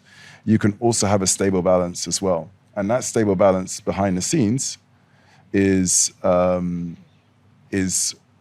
effectively using an idea similar to stable channels, where you're entering the amount that you want to be stabilized. You confirm, and then it says you're depositing this not from the outside world into USD, but from Bitcoin to USD. You agree, and once agreed, within 10 minutes, it's locked in, because contracts happen every 10 minutes, it's locked into Bitcoin. So if you go to your balance, you'll see that it says still 0, but 10 minutes pending. And then a few moments later, you have $10 in. And so it's a way to convert in and out of USD and have the stability if you want it. That's very cool. Yeah. So there's some big upgrades, Obi. There's some big upgrades. We've been very busy. All these features, actually, many of them have been around for well over a year, some of them over 2. But taking something from an idea to being a polished thing that works in all edge cases on sloppy internet and old devices, that is 95% of the work. Yeah. Showing a demonstration like that in a 5-minute video, a 5-second video is 1% of the work. 99% of the work is actually making it so it works every day, everywhere. Yeah. And it doesn't work every day, everywhere, but it works almost every day, almost everywhere. That's very cool. That's now we think we're ready to share this with the world. So we're going to be a little bit more noisy, but more in the focus on just allowing people to set this up really easily and be everywhere. And whoever wants to have their own private custody managed privately by communities for the benefit of communities, which, and I think that was the point that we wanted to cover, they can do that. Because I think private custody is what we as Bitcoiners should be focusing on, not self-custody at the expense of private custody. I mean, that is the point that I want to finish on, because but earlier you said you don't think as Bitcoiners we should be pushing people to self-custody. I want your take on that, because Alex Leishman runs River, unbelievable Bitcoiner, done very, very cool things. Yeah. And he would, I think, I've not heard your take yet, but be in the same camp as you, where he does not think everyone should be self-custodying Bitcoin. He said this publicly a few times. Why do you think? Is it the technical hurdles to self-custody safely, or is it to do with this private custody? So just as background, I've been trying to get people to self-custody for 12 years now. I mean, I've been Bitcoin a bit longer than that, but I'm running an exchange right from the beginning. I've been trying to get people to self-custody. I self-custody, or before I lost all my Bitcoin in a boating accident, I self-custody. And that's part of the problem, that you can lose your Bitcoin in a boating accident. The problem when you come to Bali, isn't it? You can lose your Bitcoin in a boating accident. And if you can do it, and I've stated it before, but I think it's important, there are 3 key caveats. You have to be wealthy enough to self-custody, because it's more expensive than to do otherwise. So it just is more expensive. If I want to store money on Wallet of Satoshi, it's basically free. Yeah. If I want to store money in hardware, if I want to do it correctly, it's expensive. Mm-hmm. If I want to do it badly so I lose the money, then it's pretty cheap. See, this is why they're a sponsor of the show, so this always sounds like a show when you talk about the sponsor, but this is why I think BitKey is really interesting. Because sure, there's a cost to get a BitKey. Well, then it's the cost straight away. No, for sure. But I think you can do it relatively cheaply in a pretty redundant way, especially if you're technically not super inclined, because it's essentially multi-sig managed for you. You don't need to worry about seed words.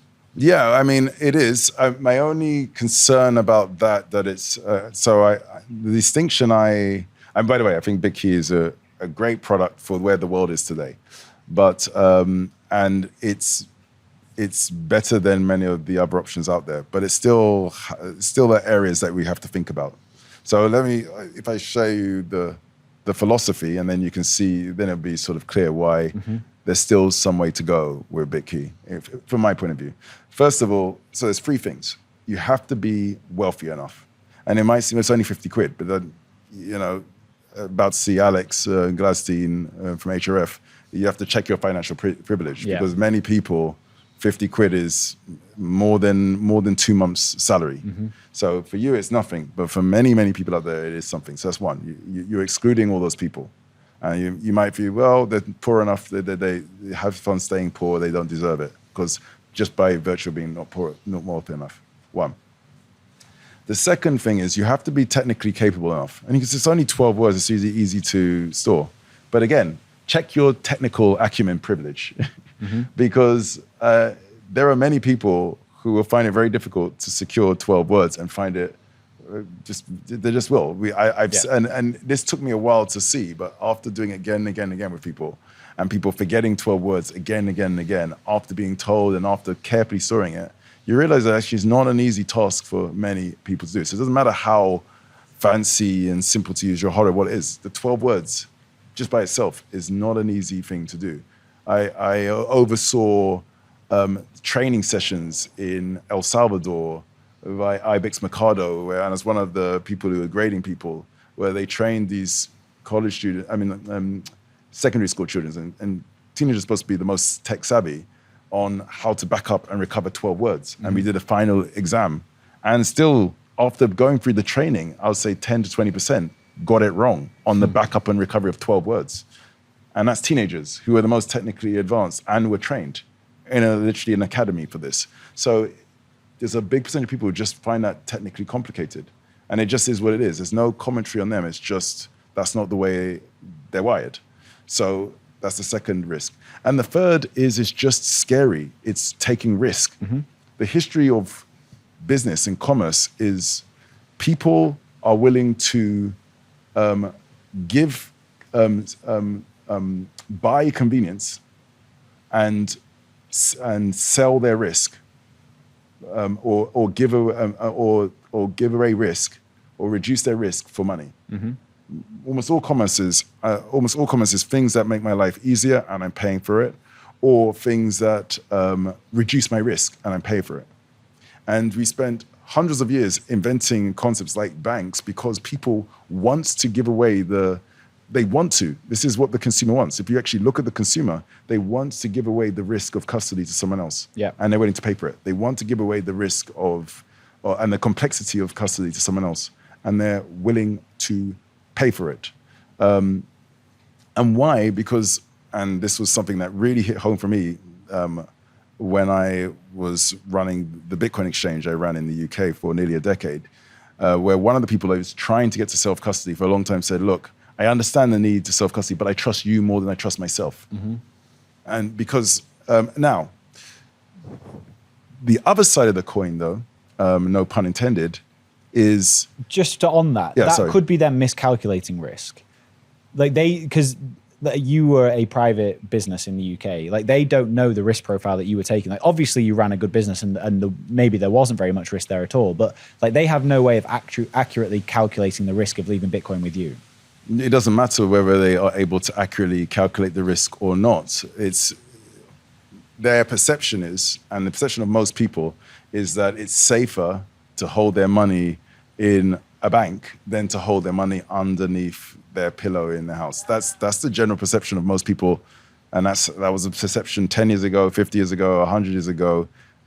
People have that general perception. Is that accurate or not? We can discuss it till the cows come home, but it doesn't really matter. What matters is what motivates their action. And their action, people are voting, they're holding their money, they're going the opposite direction. Right now, they're holding, not only are they holding it on a Coinbase or a Cash App or a Strike or so on, they're going further. They're holding on ETFs and they're going further. They're actually giving up titles to their Bitcoin. They're not even buying the Bitcoin. They're holding strategy or whatever things like strategy, which have some relation to Bitcoin. So they're going way up the curve. Their actions are telling you what they're doing, and you see that happening in the global South as well. So we don't need to debate. We can look at this is what users are asking for. Why is the question? Because they perceive the risk and they want to, and risk is something that people are willing to and want to reduce in their life. And so there's a risk around custody. And the risk is if I make a mistake, I go from 100% ownership of my money to zero instantly. Now there's another risk, and Bitcoin and the internet and social media have increased in the social awareness of the average person. And this is the really new thing.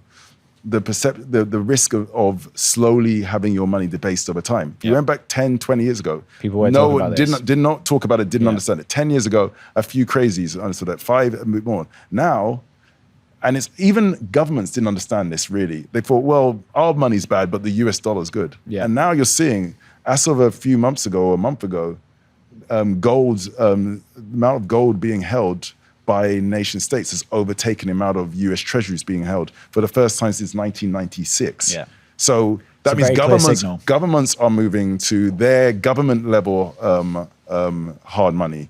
Problem is you need tanks and bank bolts and so on to custody that. Governments can do that, the average person can't. But the average person is obviously going to go to Bitcoin. And why? Because we're all understanding the zeitgeist has moved, the Overton windows moved, and people are all understanding that there is this risk around inflation, which is the risk, a different risk, the risk of slowly using 2, 5, 10, 20% of your money every year. But that's a different risk, which now that people understand for the first time, they want to reduce that risk as well. But what you're telling them is you've got a choice.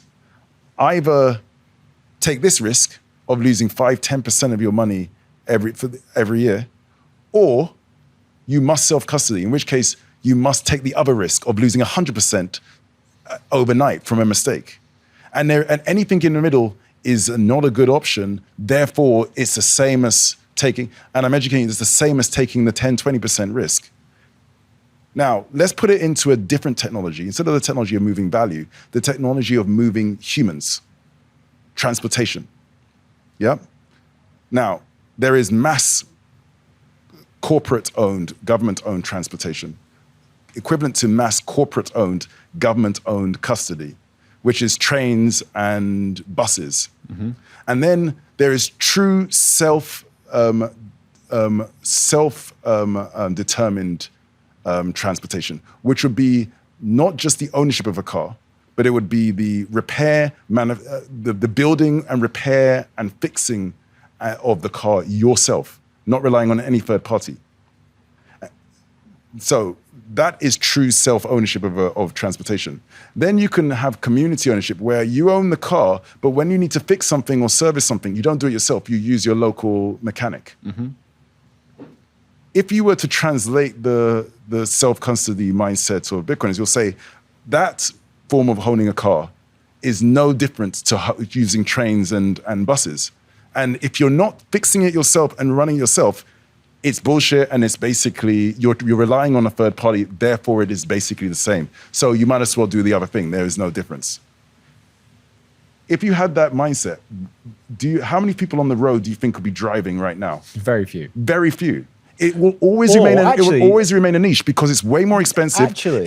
I will not trust my car to go at 80 miles an hour if I fix it myself. The average person won't trust that. Do you know what? I do think there's something else in that though. Like if we did have to do this and we had to fix our own cars, you would learn to fix your own car and you would you'll be dead, most likely. Because you'll be going at 80 miles an hour, wheel come off and you will die. Because, maybe it won't, but your perception is that's, for many people, the perception is that will be a big, big risk for me. I'm not handy. I don't feel comfortable repairing my own car. Because if I get it wrong, I die. So that perception of risk will make me go off and stick to using buses.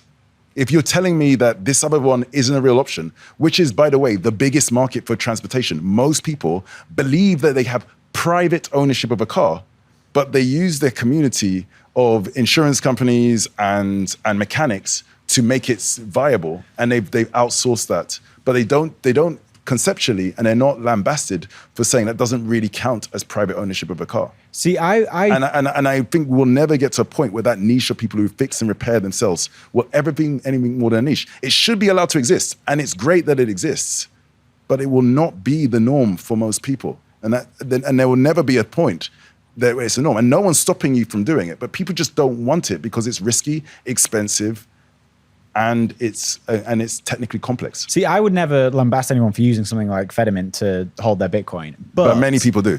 But at the same time, I would never put all my money into like a Fedimint because I don't know that these tools have been proven out yet to handle larger amounts but you of will. money. But people will, and people do. Potentially. Every day. But this is the difference. Because we've been building it over 2, 3, 4 years, and we've tested it and battle hardened it, there are people who are storing millions of dollars in these things.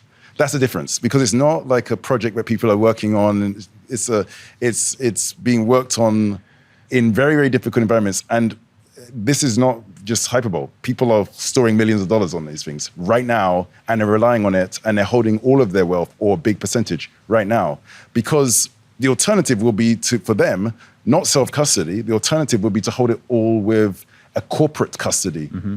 And that's also trusting a third party that you don't know. Totally. And look at the history of corporate custody. Many have lost all. If you ask corporate custody, why would you trust Kraken or Coinbase? When Mt. Gox was just as trustworthy at the time, Quadriga CX was incredibly trustworthy at the time. The history of very trustworthy sites at the time who then lost everything, but the users thought they were trustworthy, is very, very long.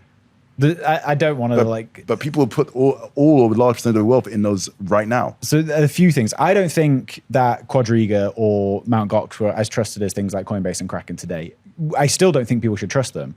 But I do, maybe it's because I'm a Bitcoiner. Like, I would feel way more uncomfortable having a large amount of my money in a Fedimint at this point, and maybe my perception will change over time, I don't know, than me self-custodying that Bitcoin. Yeah, no, of course you would. If there's the three things you went through are like cost, technical ability, and risk. I think those three things are being vastly improved upon. Like cost, I think you can kind of ignore cost in a lot of ways, because if you do have the money, then cost isn't a prohibitive thing. So I understand maybe people who have $50 of Bitcoin, they're not going to go out and buy a hardware wallet. But I think for $50 of Bitcoin, you don't really need a hardware wallet. But if you have like multiple thousands, like maybe it's worth paying attention to. And then when it comes down to like, what was the second one? Technical ability. I think things like BitKey are doing a really good job. Like cold cards are amazing and people should use them and people should learn about them and you should continue to learn on this trajectory. But like as an entry point, BitKey takes away so much of that headache in the sense that it's just a fingerprint, it's on your app, it's really easy to set up. You don't need to worry about seed words. And then on the risk side, like if you want to go further out, and again, you have to have a certain amount of money to do this, but like if you want to use something like AnchorWatch where you have insured collaborative custody, like that then removes risk because, you know, even if you and AnchorWatch fuck up some magical way or there's a wrench attack and you need to send Bitcoin to someone, so you authorize a transaction, you are then backed by the Lloyd's of London insurance. Yeah. So I think these tools are being built out, and I think Fedimint will be one of these tools. No, these tools are being built up. If you look at those tools,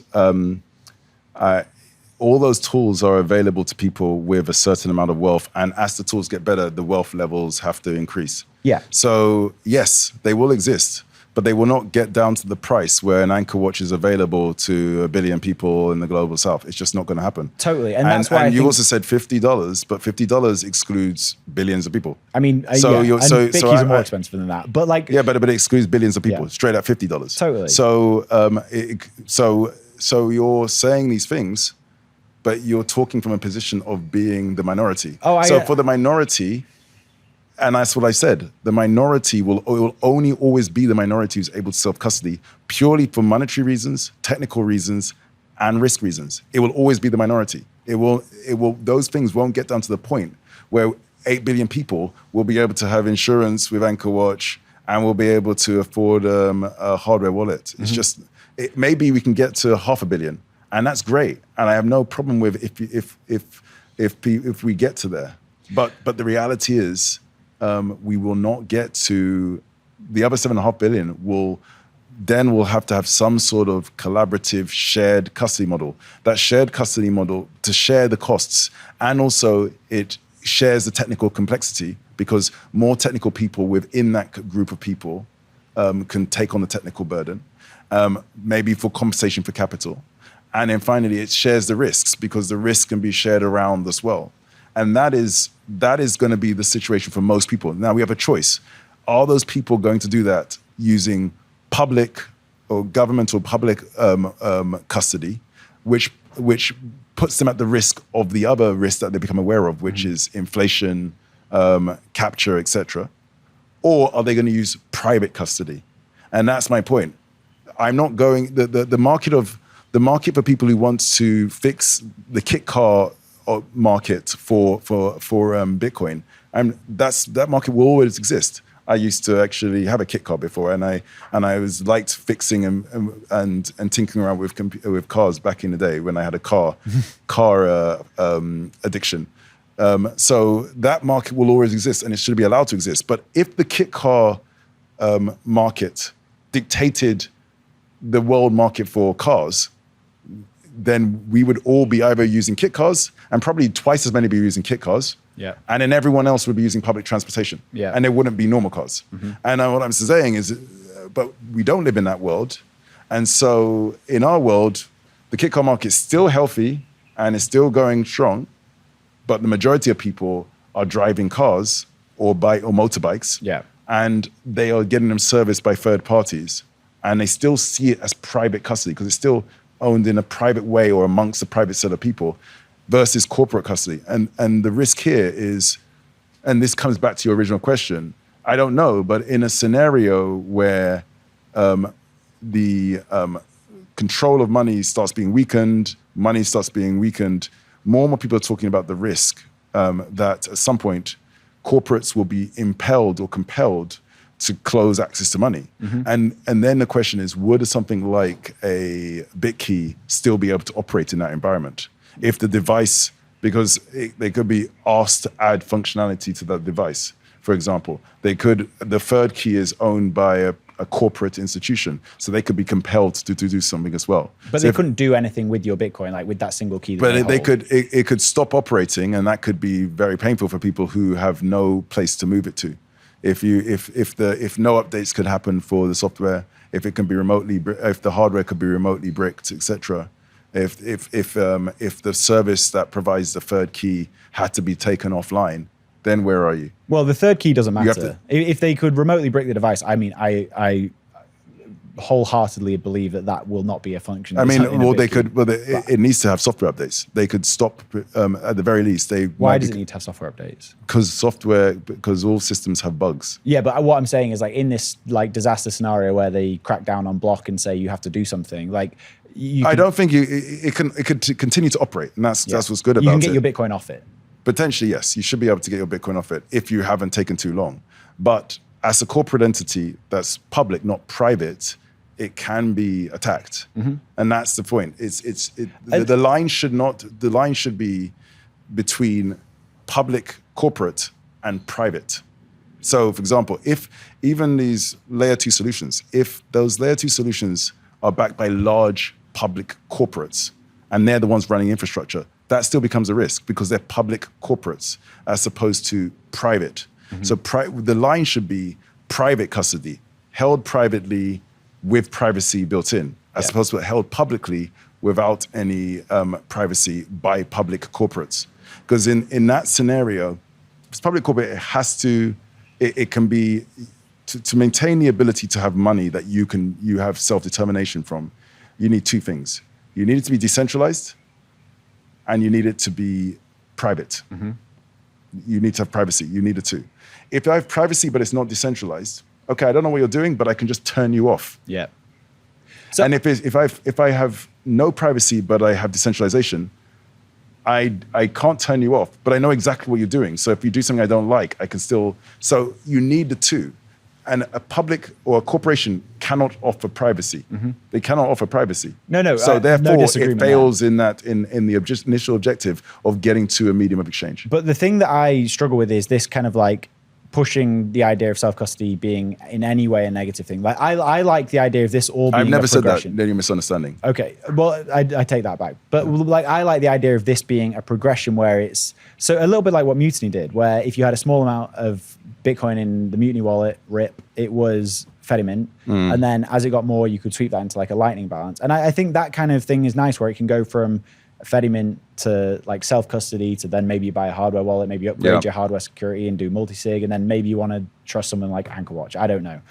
But like, I don't think it has to be one or the other. And I agree that having money anywhere that is not a Coinbase type corporate exchange, I think that is going to be a step in the right direction. I just think there's going to be, it's not like a one size fits all. It's just going to be a thing, like almost like a category. Yeah, and I 100% agree with everything you've said there. And if anything I've said suggests I think otherwise, then need to correct that. And it's good. The fact that you have that view suggests that you've got that impression for what I've said.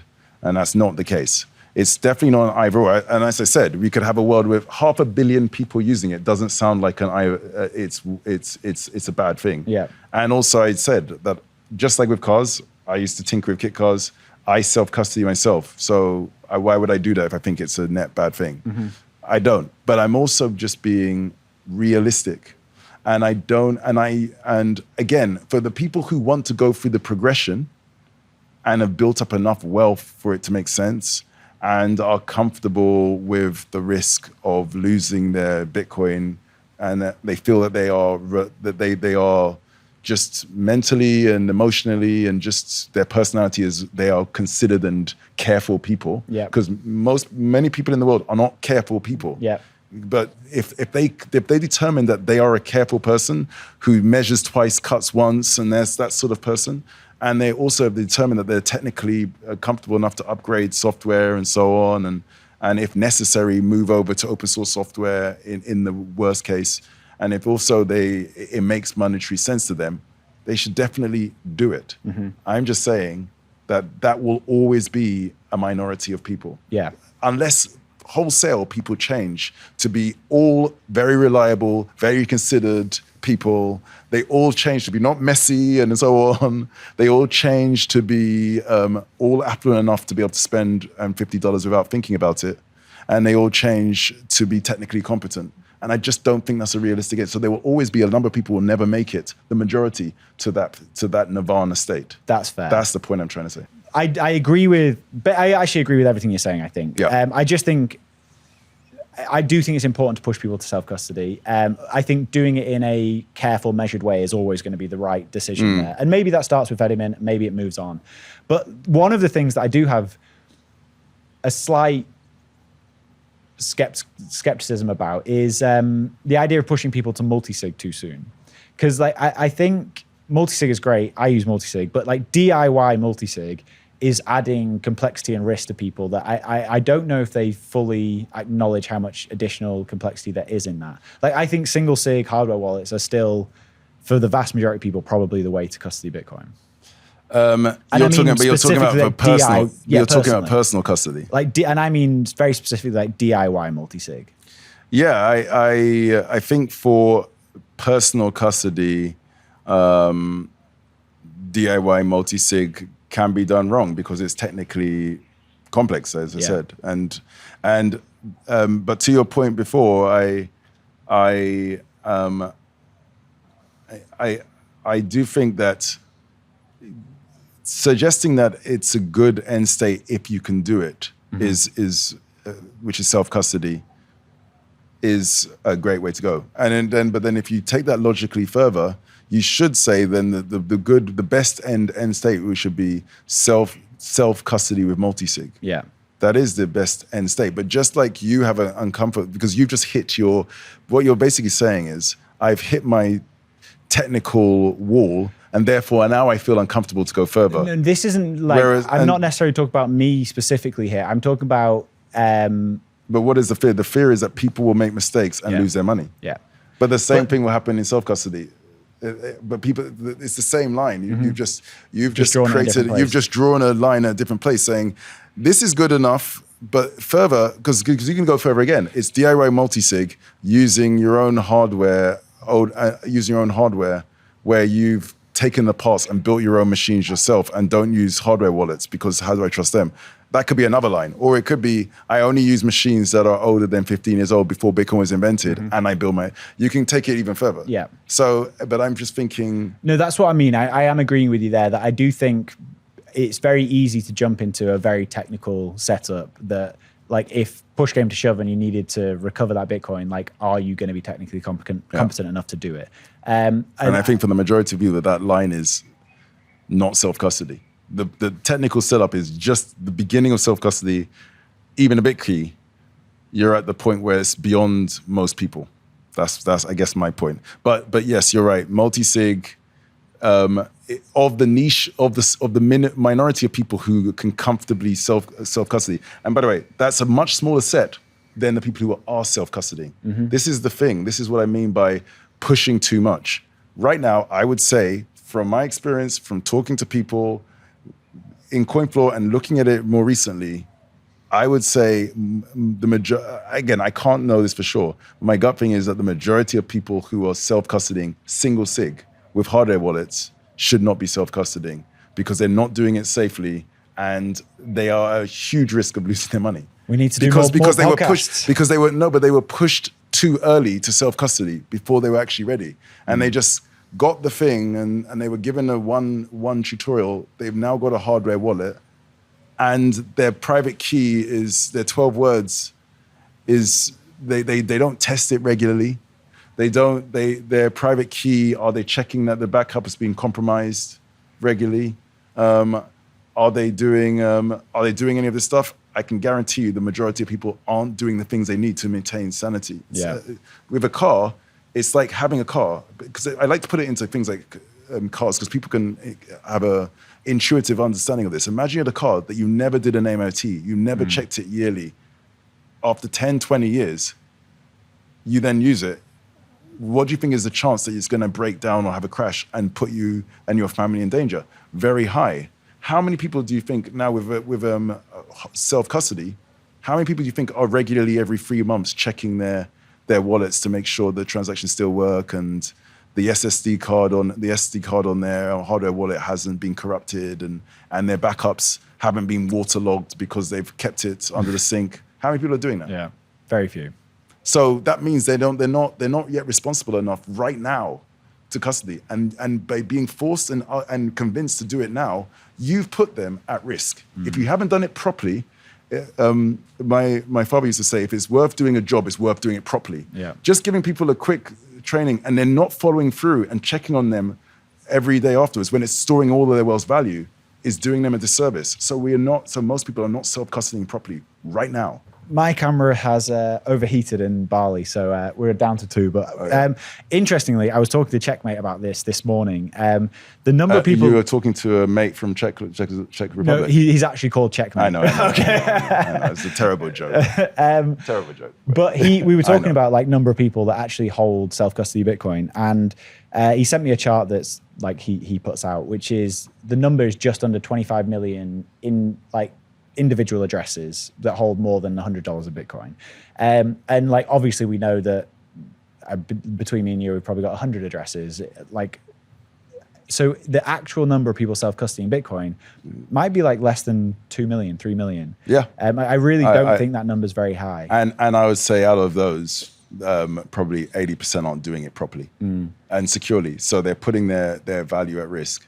We've seen it with people, the number of people, I just came from Hong Kong, Bitcoin Asia, and it was actually a surprise for me because last year it was basically an altcoin casino. This year it was actually a Bitcoin conference. Oh, that's cool. That was very big change. But still, the vast majority of them are still, the number of people who were just like, here's my mobile phone with all of my, with like $100,000 worth of Bitcoin on it. And don't do that. No, but this is this was the norm. Yeah. So this is what most people are doing. Yeah. This is what most people are doing because they've been told to self-custody without being told properly. It's like teaching people to drive a car without giving them driving lessons, saying you should, and it's so you're doing it. That's what I mean by, yes, we should aim for it, but aiming for it isn't just throwing as many people, here's a car and getting people in. That ends in disaster. It's, you have to then do it properly. If it's worth doing a job, it's worth doing it properly. And when you realize that what it needs to really train someone to properly do it and then test them regularly to make sure, because you're talking about holding all your value, then you realize it's going to always be a niche. Yeah. Public service announcement, don't keep $100,000 on a phone and go and watch Bitcoin sessions. Yeah, but videos. that doesn't stop people doing it. Saying that, you now need to go off and train them and check. And you can be committed to do that and run courses and check back in them for every year? I mean, personal responsibility at some point though, but... Yeah, and that's not, I don't like that. I've trained you, told you to do something, and then when you go and crash, you go, it's personal responsibility. Yeah, but I mean, it's your money. You go and look after it properly. Okay, so you're a kid. You'll just say, here, just be careful with knives, and that's it. But then they cut and say, oh, personal responsibility. No, it's different because that's a kid. Like, we're talking about adults here. No, but that's where there's a difference of view. I think that everybody's a kid when it comes to something they don't know. If it comes to flying a plane, and I'm a kid, I don't know it. I need to be able to fly a plane, I need to be trained. And if I'm told by the teacher, and so I go to a pilot school, and if the pilot school just says, just get in the plane, it's really important to do, and then I crash, then I didn't have the tools to know. If the experts are telling me that that's what I should have done, and then I crash, the experts should take some responsibility then. Well, you would be arrested as a pilot trainer if that's the way you taught people. It comes down to messaging, maybe. It's like people should learn to do this thing. I'm not saying you should go and set up a hardware wallet, put all your money on it, and like, as in from scratch today, do that.